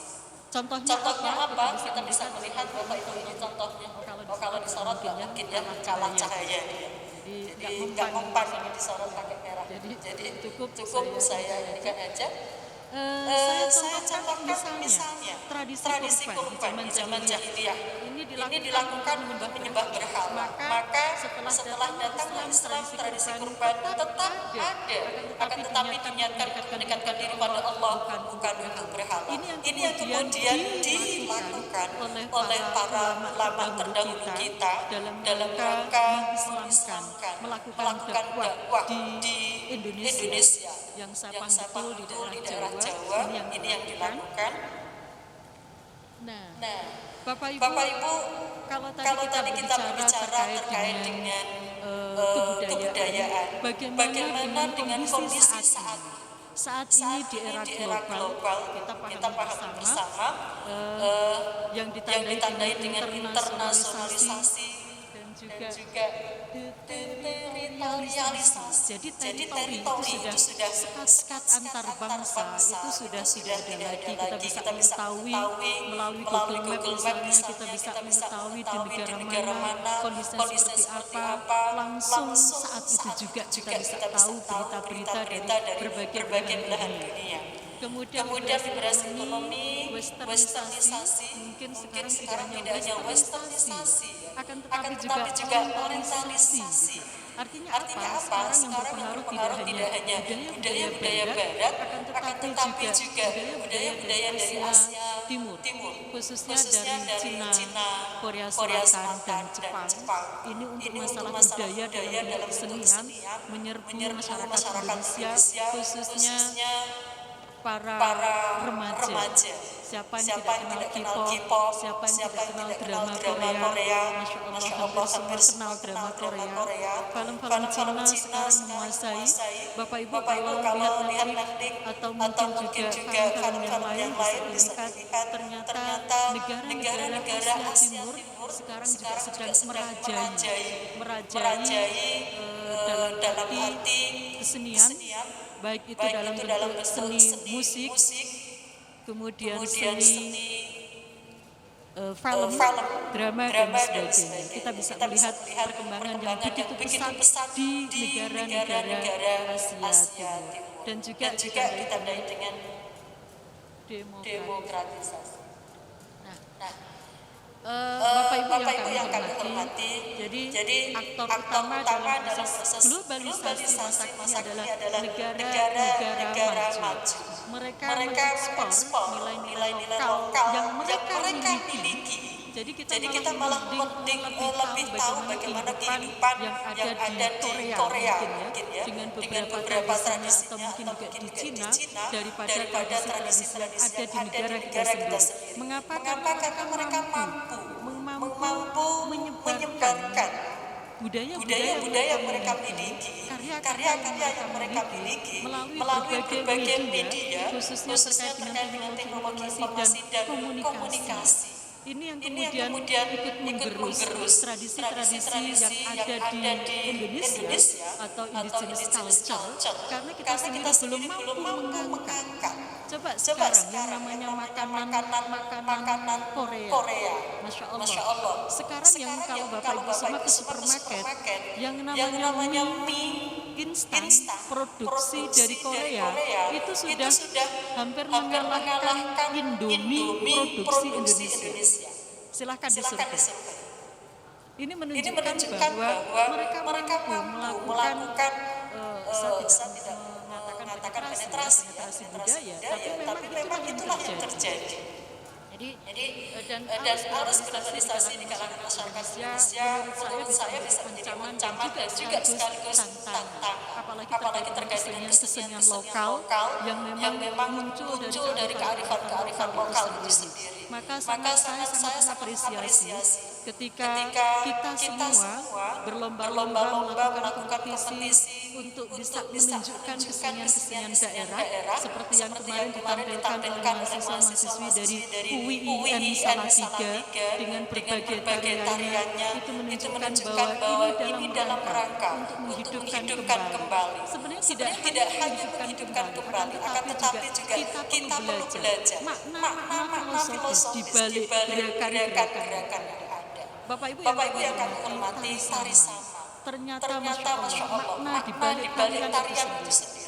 Kemarin ketika tari persembahan penyambutan yang dibaca adalah lafal la ilaha illallah akbar salawat itu dilantunkan kalau dengan gending Jawanya, kalau nggak salah kemarin gending Jawa ya, acara penyambutan para penari menggunakan rebana kecil itu menunjukkan bahwa kita coba untuk memaknai dalam bahasa direformasi, ditransformasikan dari kesenian asli kemudian direformasi, disesuaikan dengan kondisi saat ini, kemudian kontennya pun kita perlu belajar semua ya Bapak Ibu terkait dengan itu. Oke. Jadi kebudayaan harus dipaksa untuk mengakomodasi pengaruh global karena itu tadi kondisi sekarang adalah seperti itu, Pak Ibu. Oke. Nah, ini menarik Bapak Ibu. Sebenarnya apa sih yang dilakukan ketika kita merespon budaya-budaya dari luar atau globalisasi yang saya sebut sebagai globalisasi. Ini ada yang menarik.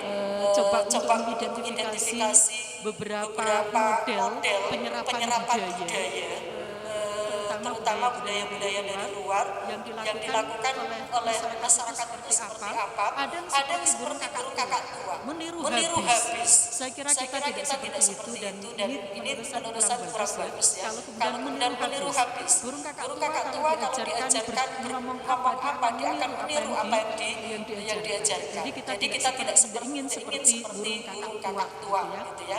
Jadi parrot pattern. Yang berikutnya adalah seperti apa?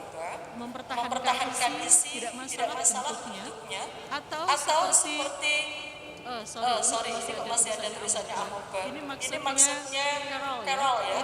Ini maksudnya karang. Sorry, itu masih belum diganti tulisannya. Jadi ada juga yang seperti karang.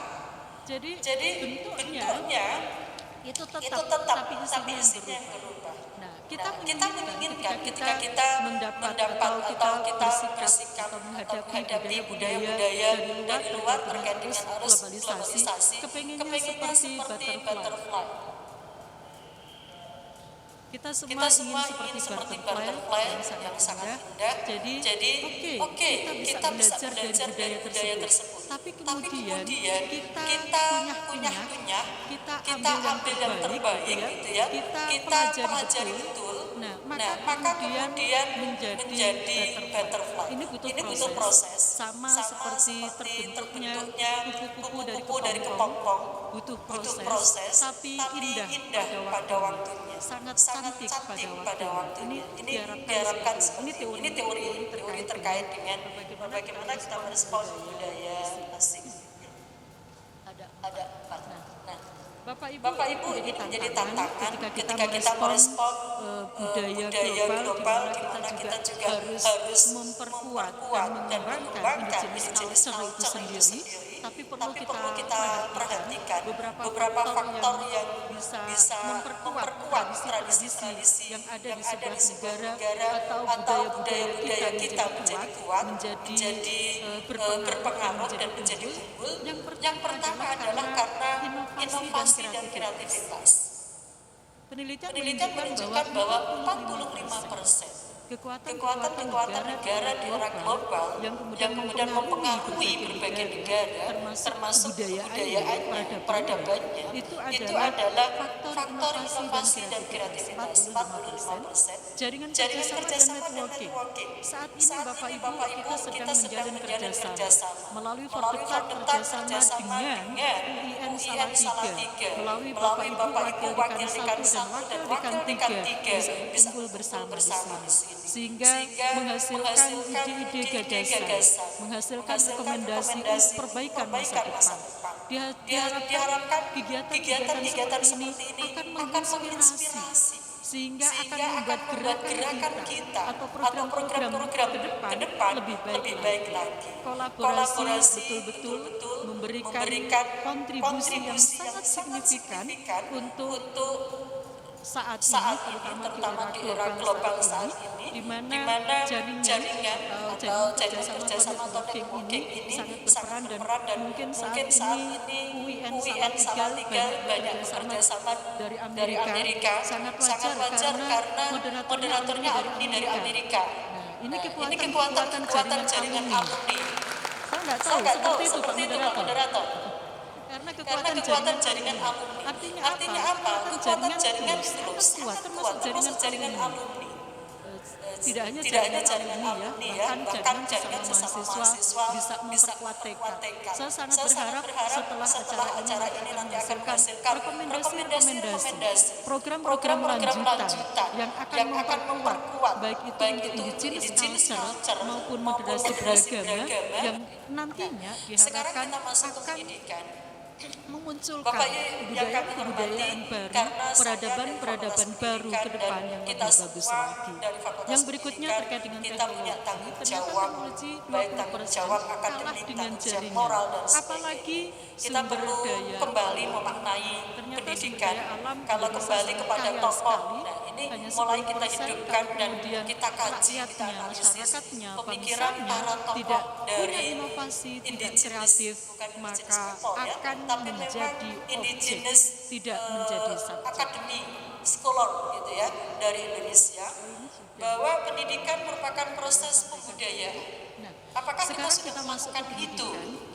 Jadi usaha yang dimaksud dengan pendidikan kalau menurut Ki Hajar Dewantara, usaha memberikan nilai-nilai luhur kepada generasi baru. Kita punya tanggung jawab. Ini kita semua yang ada di Fakultas Tarbiyah, fakultas yang akan mendidik para guru.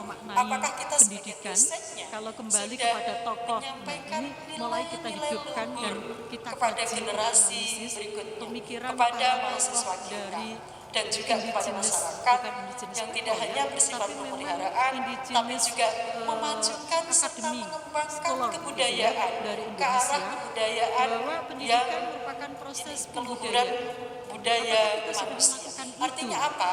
Tidak hanya melestarikan, tapi juga mengembangkan yang tidak tercerabut dari akar-akar budaya asli bangsa Indonesia. Ini kita semua yang ada di Fakultas Tarbiyah, ini juga menarik ketika kita akan pendidikan ini terkait dengan bagaimana kita memanusiakan manusia. Karena pendidikan itu sendiri menjadikan manusia bermartabat dan terhormat. Manusia yang sangat unggul dan memang menjadi makhluk ciptaan Tuhan yang terbaik dengan segala potensi yang diberikan oleh Allah kepada kita semua. Pendidikan juga dimaksudkan untuk pengembangan keilmuan itu sendiri. Yang tadi sudah saya sampaikan terkait dengan kebangsaan. Ini nanti akan saya melestarikan dari Prof.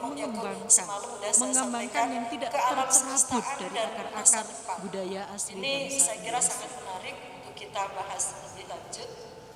Ini juga menarik ketika kita pendidikan Bapak Ibu. Jadi capaian masa kini adalah capaian sebelumnya.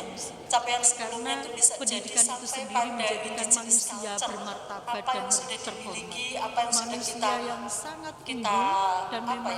miliki sebelumnya, ditambah ikhtiar masa kini dan juga kemampuan baca untuk masa depan. Pendidikan juga dimaksudkan untuk pengembangan keilmuan itu sendiri yang tadi sudah saya sampaikan. Terkait dengan kebangsaan, ini nanti akan saya sedikit mengutip dari tidak hanya pendidikan itu tidak hanya rekursif tapi juga prediktif formula. Jadi kita bisa merancang ke depan. Ini yang dimaksudkan dari bahasa ini. Untuk berikutnya Bapak Ibu, jadi capaian ini menarik karena kita sebagai bangsa Indonesia dan kalau terkait dengan indigenous culture mungkin yang ketiga. Jadi pendidikan itu menyempurnakan 3 modalitas kecerdasan. Kecerdasan EQ, SQ, bahkan ada yang moral quotient, tidak hanya spiritual, tidak hanya emosional maupun intelektual, tapi juga untuk saat ini di era globalisasi ada yang namanya digital quotient, maka ada tidak hanya pendidikan itu tidak hanya ini apalagi untuk menyongsong Indonesia emas. Jadi kita bisa merancang ke depan. Kita sedang mengaca diri, mengintrospeksi diri. Siapa sebenarnya saya? Siapa sebenarnya bangsa Indonesia? Apa yang akan diraih? Apa sebenarnya nilai-nilai yang kita miliki menjadi karakteristik? Jadi pendidikan itu menyempurnakan 3 modalitas kecerdasan. Ini di kecerdasan bahasa yang digunakan oleh Prof. Ini bahkan ada yang moral adalah bagaimana kita harus tidak hanya emosional maupun nilai-nilai tapi juga untuk saat ini di era globalisasi ada yang namanya digital quotient, maka ada satu Bapak Ibu semua, terutama mahasiswa-mahasiswi yang kami sayangi dan kami banggakan, kita semua diharapkan mampu menggali, mampu memunculkan, menumbuhkan, dan tidak hanya melestarikan, tapi juga mengembangkan nilai-nilai keindonesiaan. menjadi Dan karakteristik, hari ini ketika kita membahas identitas diri kita, sebenarnya itu yang kita lakukan. Kita sedang menggali, kita sedang adalah bagaimana kita harus mengaktualisasikan dan juga sedang nilai-nilai keindonesiaan. Nilai keindonesiaan. Jadi kecerdasan yang bersumber menarik dari yang digunakan oleh Mas Menteri atau Bapak dari Ibu semua, Menteri terutama Pendidikan dan Kebudayaan, mereka menyebut dengan pelajar Pancasila. Saya kira ini sebagai upaya untuk memunculkan dan mengembangkan kecerdasan yang bersumber dari nilai-nilai keindonesiaan itu sendiri. Nah, untuk perguruan tinggi saya juga tidak jauh berbeda. Dan jadi kita ditantang untuk mengembangkan nilai-nilai keindonesiaan yang kita sebut sebagai kecerdasan keindonesiaan itu sendiri. Dan ini tidak terlepas dari indigenous culture. Artinya apa? Tradisi-tradisi yang kita punya, tradisi-tradisi bangsa Indonesia, budaya-budaya bangsa Indonesia perlu kita kembangkan, kita hidupkan dan kita mereka kembangkan. menyebut dengan pelajar Pancasila. Saya kira ini sebagai upaya untuk atau nilai-nilai kebijaksanaan yang ada di dalam tradisi keindonesiaan itu sendiri.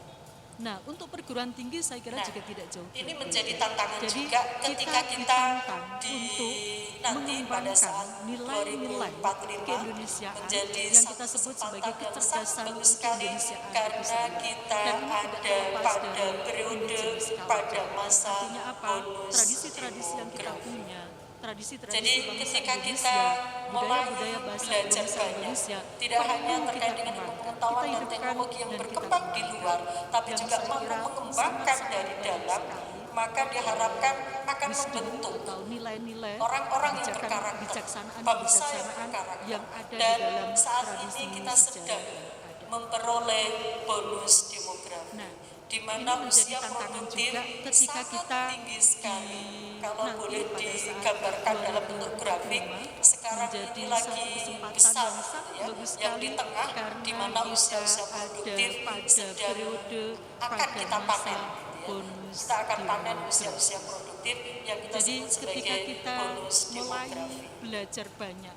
Tidak hanya Bapak Ibu, terkait ini dengan sekedar pengetahuan dan contoh, teknologi yang contoh berkembang di luar, nilai-nilai tapi juga atau mampu mengembangkan indigenous dari culture. dalam, Yang mau maka saya sampaikan, diharapkan indigenous akan culture itu membentuk tidak hanya orang-orang tari, yang tidak hanya bangsa yang mungkin kesenian, dan bahkan saat ini sampai kita pada sedang memperoleh nilai-nilai yang bonus biasa demografi, kita di mana jalankan usia sehari-hari. produktif Ini saya sangat kutip tinggi sekali. dari Kalau boleh Jenderal digambarkan Purnawirawan dalam bentuk grafik, Pak Siamin sekarang Parmo, ini saya lagi lupa namanya besar siapa, gitu ya, dari yang di Lemhanas. tengah, di Dia mana belajar usia-usia ini produktif ketika sedang ikut akan kita panen. di Magelang, Kita akan panen ikut usia-usia apa produktif namanya yang militer, disebut sebagai akademi militer di Magelang ya.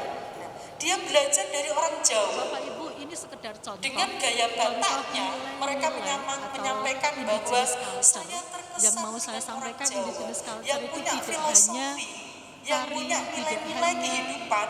yang Ini mungkin bahasanya kesenian, kalau saya bahkan orang Jawa sampai enak banget pada ngomongnya ya, ngewong kewong. nilai-nilai yang Tapi biasa coba kalau orang Batak kita yang ngomong jalankan sehari-hari. ngewong kewong. Ini saya kutip Kira-kira ada yang dari paham nggak ngewong kewong? Jenderal Purnawirawan Jadi Pak Siamin ini Parmo, sekedar contoh saya lupa indigenous namanya siapa, culture dari yang dalam Lemhanas. bentuk tidak Dia hanya belajar kebudayaan, ini tapi ketika juga ikut, nilai-nilai. di Nilai-nilai kehidupan ikut, yang dimiliki oleh kita semua. militer. Ini kebetulan yang Militer, dicontohkan dari Magelang Jawa ya. dan saya kira Dia masih belajar banyak dari sekali. orang Jawa. Ngomong Dengan kayak gaya ngomong, bahasa Bataknya, Indonesianya mereka menyampaikan bahwa saya bagaimana kita terkesan dengan orang memperlakukan Jawa manusia yang punya itu filosofi, sebagaimana yang punya nilai-nilai dia kehidupan. manusia bermartabat. Ini Dan bahasanya masih kalau saya banyak ngomong lagi. orang Jawa enak Ibu banget saya ngomongnya ya. mengajarkan Ngomong banyak kewong. hal Tapi terkait coba kalau dengan orang Batak yang ngomong, bukan tradisi-tradisi ya. kewong. Artinya Kira-kira ada yang paham filosofi nggak hidup, ngomong kewong? kehidupan yang bagaimana yang Jadi harusnya kita ini jalankan. sekedar contoh Dalam indigenous culture beberapa yang kesempatan dalam ibu saya bentuk selalu tidak hanya menyampaikan kebudayaan, cepatnya tapi juga awake dewi. nilai-nilai Apa itu kehidupan cepatnya yang awake dimiliki dewi? oleh kita semua. Ini Jadi kalau kebetulan ada yang sesuatu, dicontohkan dari Jawa dan silahkan saya kira masih diukur. banyak Andaikan sekali. saya diperlakukan Ngomong seperti itu, kewong, bahasa kira-kira saya Indonesianya marah enggak? memanusiakan manusia. Itu yang kemudian Bagaimana kita membuat kita tuh merasa manusia legowo. itu Bahasa-bahasa sebagaimana seperti inilah dia yang kemudian manusia yang perlu bermartabat. kita hidupkan. Dan masih banyak Ini lagi. bagian dari Ibu saya nilai-nilai mengajarkan yang tadi banyak sudah hal saya sampaikan. terkait dengan bukan tradisi-tradisi ya, artinya filosofi hidup. Dan masih banyak Kehidupan yang lagi. bagaimana yang Orang harusnya Jawa kita itu jalani. orang yang telaten Dalam karakternya. beberapa kesempatan ibu saya Kalau orang selalu Padang tidak susah menyampaikan, cari duit. cepatne awake Kalau orang dhewe. Manado ini guyonannya Pak Apa Siamin itu Par ya. cepatne awake Kalau orang dhewe? Batak gimana? Orang Batak itu Jadi yang kalau menjaga ada orang 1, sesuatu, 2, dan 3. silahkan Nah, diukur. ini saya kira Andaikan saya sebenarnya ada diperlakukan seperti apa, itu, ada kira-kira YouTube saya terkait marah dengan nggak? budaya. Itu yang Waktunya nggak tahu kemudian masih ada apa enggak. membuat kita tuh merasa legowo. 2 menit. Kalau 2 menit lagi bahasa-bahasa berarti seperti padahal ini yang kemudian contoh-contoh tradisi perlu dan kita budaya hidupkan. termasuk Ini bagian indigenous dari culture yang saya nilai-nilai kutip, yang tadi sudah termasuk saya sampaikan diantaranya yang di dari atas, UNESCO yang sudah kecerdasan diakui keindonesiaan yang dan sudah bersumber tercatat dari di UNESCO. indigenous Apakah itu culture. dalam Dan bentuk masih banyak tarian, lagi. dalam bentuk Orang karya-karya Jawa itu yang tadi orang disampaikan telaten oleh karakternya. Ibu Anita. Kalau Ini orang Padang termasuk tidak susah diantaranya cari duit. kebiasaan-kebiasaan Kalau orang Manado yang kemudian ini menjadi guyonannya tradisi Pak Siamin yang Par tadi ya. disampaikan Kalau oleh orang Batak Mbak gimana? Anggi dan Orang Batak itu yang sebagainya. menjaga orang Mohon 1, maaf 2, kalau dan saya 3. tidak bisa Nah, menyampaikan ini saya kira ragam sebenarnya indigenous ada culture apa, yang ada beberapa di terkait antaranya dengan sudah diakui waktunya nggak dan tahu tercatat ada apa enggak. oleh UNESCO.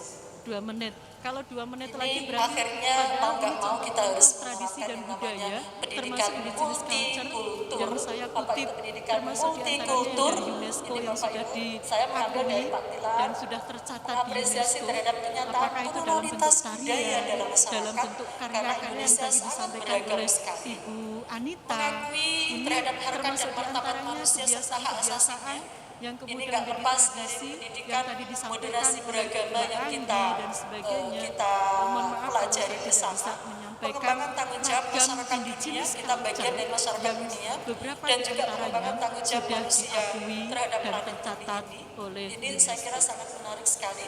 Mungkin di ini beberapa kesempatan akhirnya yang mau akan nggak datang mau kita harus akan menerapkan yang namanya belajar terkait dengan pendidikan multikultur. Dan ini juga yang kemarin ini Bapak Ibu, sebelum saya saya mengambil berangkat dari ke Pak sini Tilar, ikut ikut mengapresiasi seminar terhadap nasional kenyataan di UIN pluralitas Jakarta. budaya dalam Orang hebat masyarakat dihasilkan oleh karena pendidikan yang Indonesia penuh. sangat Dan beragam kita semua sekali. di dunia pendidikan Mengakui sedang terhadap menghasilkan harkat dan martabat guru-guru manusia calon serta hak pendidik asasi yang diharapkan Ini nggak lepas mampu dari mendidik pendidikan, dengan mutu, dengan moderasi beragama berkualitas yang kita dan mengelola pendidikan pelajari secara pengembangan tanggung berkualitas. jawab masyarakat dunia, Saya kita tidak bisa bagian dari membacakan masyarakat kesimpulannya dunia, ya, dan juga karena banyak pengembangan sekali. tanggung jawab manusia. Ini sangat terhadap menarik. bumi ini. Saya langsung Ini saya kira sangat menarik ini sekali. aja. Mungkin di Jadi beberapa strategi yang paling kesempatan tepat akan untuk datang, menguatkan daya tahan budaya lokal adalah dengan menyerap pendidikan sisi-sisi baik multikultur. dan Dan unggul dari budaya ini asing juga yang untuk kemarin dikombinasikan dengan budaya lokal sebelum sehingga saya berangkat ada ke sini perpaduan ikut yang tetap seminar nasional di UIN mencitrakan Jakarta. budaya lokal. Orang dapat dihasilkan oleh pendidikan yang penuh. Dan kita semua di dunia pendidikan sedang menghasilkan guru-guru calon pendidik yang diharapkan mampu mendidik dengan berkualitas dan mengelola pendidikan secara berkualitas. Saya tidak usah membacakan kesimpulannya. Ini belum membahas terkait dengan moderasi sangat beragama menarik. itu sendiri. Tapi dari Saya apa yang langsung sudah yang- saya sampaikan, semoga sudah ada nilai-nilai Jadi moderasi strategi yang paling beragama tepat untuk yang menguatkan daya tahan budaya lokal bisa adalah kita dengan pelajari menyerap bersama. sisi-sisi Terima baik kasih. dan unggul Assalamualaikum dari budaya warahmatullahi asing untuk wabarakatuh. dikombinasikan dengan budaya lokal sehingga ada perpaduan yang tetap bisa Thank you very much, mencitrakan budaya Ibu lokal. Sururin, for the very insightful presentation about indigenous culture and how multicultural education is the key for maintaining our indigenous culture. All of the audiences and the participants and also all the speakers, unfortunately, we have come to the end of the session. Well, I'm not in control of the timing, so I was told by the organizer that we have to close the session, so there will not be Thank you very much, question and answer session. Ibu So I Sururin, apologize for that. for the But very however, before I insightful close this session, presentation I would like about to give indigenous a little culture bit summary of and what has how been presented by all of the speakers. multicultural education is the key If I may, I would like to for give the summary in maintaining Bahasa Indonesia so that it our will be indigenous understood by culture. all the participants. From Ibu all of the audiences Anita, and the participants Ibu and also Anita all the dalam speakers. presentasinya, Unfortunately, we have come to the menekankan end kepada of the pentingnya session. kerja sosial, Well, di mana kerja sosial beliau ini I'm not in control of the timing, so bersinggungan banyak dengan anak-anak. I was told by the Bagaimana organizer dalam that kerja we have sosial to close itu, the terus session, beliau so there menekankan will pentingnya not apa be namanya question and answer cinta, session, so kasih, I apologize for that. But care, however, before I dan close this sebagainya session, daripada I would like to dalam give pendidikan a little bit anak-anak itu, summary kalau of bisa what has jangan been sampai presented by all of the ditekankan speakers. masalah If I may, I would like to dan give the summary in mempermalukan Bahasa anak Indonesia di so depan that it umum. will be Jadi itu understood yang by all the ditekankan oleh participants. Ibu Anita. Beliau juga from menekankan bahwasannya Ibu pentingnya Anita, dalam pendidikan anak itu jadi Ibu menanamkan Anita dalam nilai-nilai presentasinya ketuhanan, beliau karena sepandai-pandainya menekankan apapun kepada pentingnya saintis, orang kerja ateis, sosial, tapi ternyata dalam di mana buku, kerja sosial apa beliau namanya, ini yang berjudul Believing apa is namanya Seeing tadi dijelaskan disinggungan banyak bahwasannya dengan bahkan anak-anak, saintis pun bagaimana masih dalam kerja membutuhkan sosial itu tentang terus nilai-nilai beliau ketuhanan. menekankan Jadi itu yang pentingnya ditekankan oleh Ibu apa Anita. namanya Yang kedua, what has been cinta, said yang kasih, diceritakan oleh atau yang disampaikan oleh care Ibu dan Angeli sebagainya bahwasanya daripada dalam pendidikan beliau anak-anak itu adalah kalau bisa seorang jangan sampai prinsipal atau ditekankan bahasa kita adalah masalah kepala sekolah hukuman di dan sebuah sekolah di Atalanta mempermalukan di anak di Georgia, depan umum, di mana jadi beliau itu tadi yang ditekankan oleh Ibu memberikan Anita. kita itu mungkin yang bisa saya simpulkan dari pentingnya apa namanya dalam pendidikan anak itu menanamkan nilai-nilai ada ketuhanan karena nilai-nilai penting sepandai-pandainya yang apapun beliau tanamkan, saintis, orang yaitu ateis, tapi ternyata antara dalam lain buku itu nilai apa namanya yang apa berjudul namanya, Believing is Seeing tadi dijelaskan ada bahwasannya empat kalau bahkan yang saya saintis catat, pun yaitu masih tentang, membutuhkan respect tentang nilai-nilai atau ketuhanan. menghormati, saling Jadi menghormati, itu yang ditekankan oleh integrity Ibu atau Anita. integritas, Yang kedua, responsibility atau what has been tanggung said jawab, yang dan diceritakan oleh atau yang perseverance disampaikan oleh atau, Ibu namanya, Angeli selalu berusaha bahwasanya tanpa menyerah. beliau Itu adalah seorang prinsipal atau kalau bahasa kita adalah kepala sekolah di sebuah sekolah di Atalanta di Georgia, di mana beliau tadi memberikan kita sedikit gambaran tentang sekolah yang beliau pimpin, yang mana dalam memimpin sekolahnya ini ada nilai-nilai penting yang beliau tanamkan, yaitu antara lain yaitu nilai organisasi yang ada kalian yang saya catat, yaitu tentang respect atau menghormati, saling menghormati, integrity atau integritas, responsibility atau tanggung jawab, dan perseverance atau lebih tepatnya tadi selalu berusaha tanpa bersama dengan itu kawannya. Selain itu juga di sekolah beliau ada program namanya dalam Peace Generation ini Always menekankan ada Bullying 12 Prevention Program, nilai-nilai yaitu yang sebuah mana program 12 nilai-nilai ini merepresentasikan tentang narasi-narasi toleransi, narasi-narasi dan selanjutnya dari Pak Eric Lincoln, lintas agama. beliau mendirikan Peace Itu Generation, mungkin yang bisa saya simpulkan organisasi dari yang mana organisasi presentasi ini hari ini oleh 4 speaker kita untuk kesimpulan dalam dari bidang Ibu interfaith Sururin cooperation tadi sudah dalam bidang disampaikan toleransi, bahwasanya di intinya mana adalah sejak tahun kita harus atau lebih menjaga tepatnya budaya kita, tapi juga mendirikan pada saat yang bersama bersama kita juga harus bisa kawannya embrace mendirikan Peace globalization. Generation di So Jawa Barat, preserve dan our culture, beliau but at dalam the Peace same time we Generation ini also embrace menekankan ada 12 globalization. nilai-nilai yang mana 12 nilai-nilai ini merepresentasikan tentang narasi-narasi Thank you very much toleransi, for your narasi-narasi time, for your kerjasama attention. antar I hope that we lintas will meet agama. soon in the future.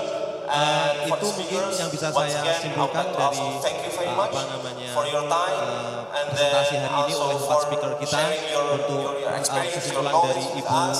It will be Sururin tadi sudah very memorable disampaikan for us, bahwasannya and we intinya hope that adalah we can learn a lot from kita what you have harus presented menjaga to us. budaya kita, I tapi would like to juga close pada this saat meeting yang bersama by kita harus saying bisa embrace wassalamualaikum globalization. warahmatullahi So we wabarakatuh. preserve our Please, culture, big but at applause the for same our time we speakers. also embrace globalization. So balance between our indigenous culture and globalization. Something like that. Okay, thank you very much for your time, for your attention. I hope that we will meet soon in the future. And for the speakers, once again, I would like to also thank you very much for your time, and then also for sharing your experience, your knowledge with us. It will be a very memorable for us, and we hope that we can learn a lot from what you have presented to us. I would like to close this meeting by saying wassalamualaikum warahmatullahi wabarakatuh. Please, big applause to our speakers. The next agenda giving souvenir to our speakers. Kepada yang terhormat Dr. Imam Mahali, Ketua Fordetak Wadek 3, Bapak Hamam PhD, Wadek 3 FTK Iain Salatiga, Bapak Miftahudin MA, Ketua Panitia Aicoies 2022, agar berkenan untuk naik ke atas panggung untuk memberikan kenang-kenangan. Di tengah Bapak.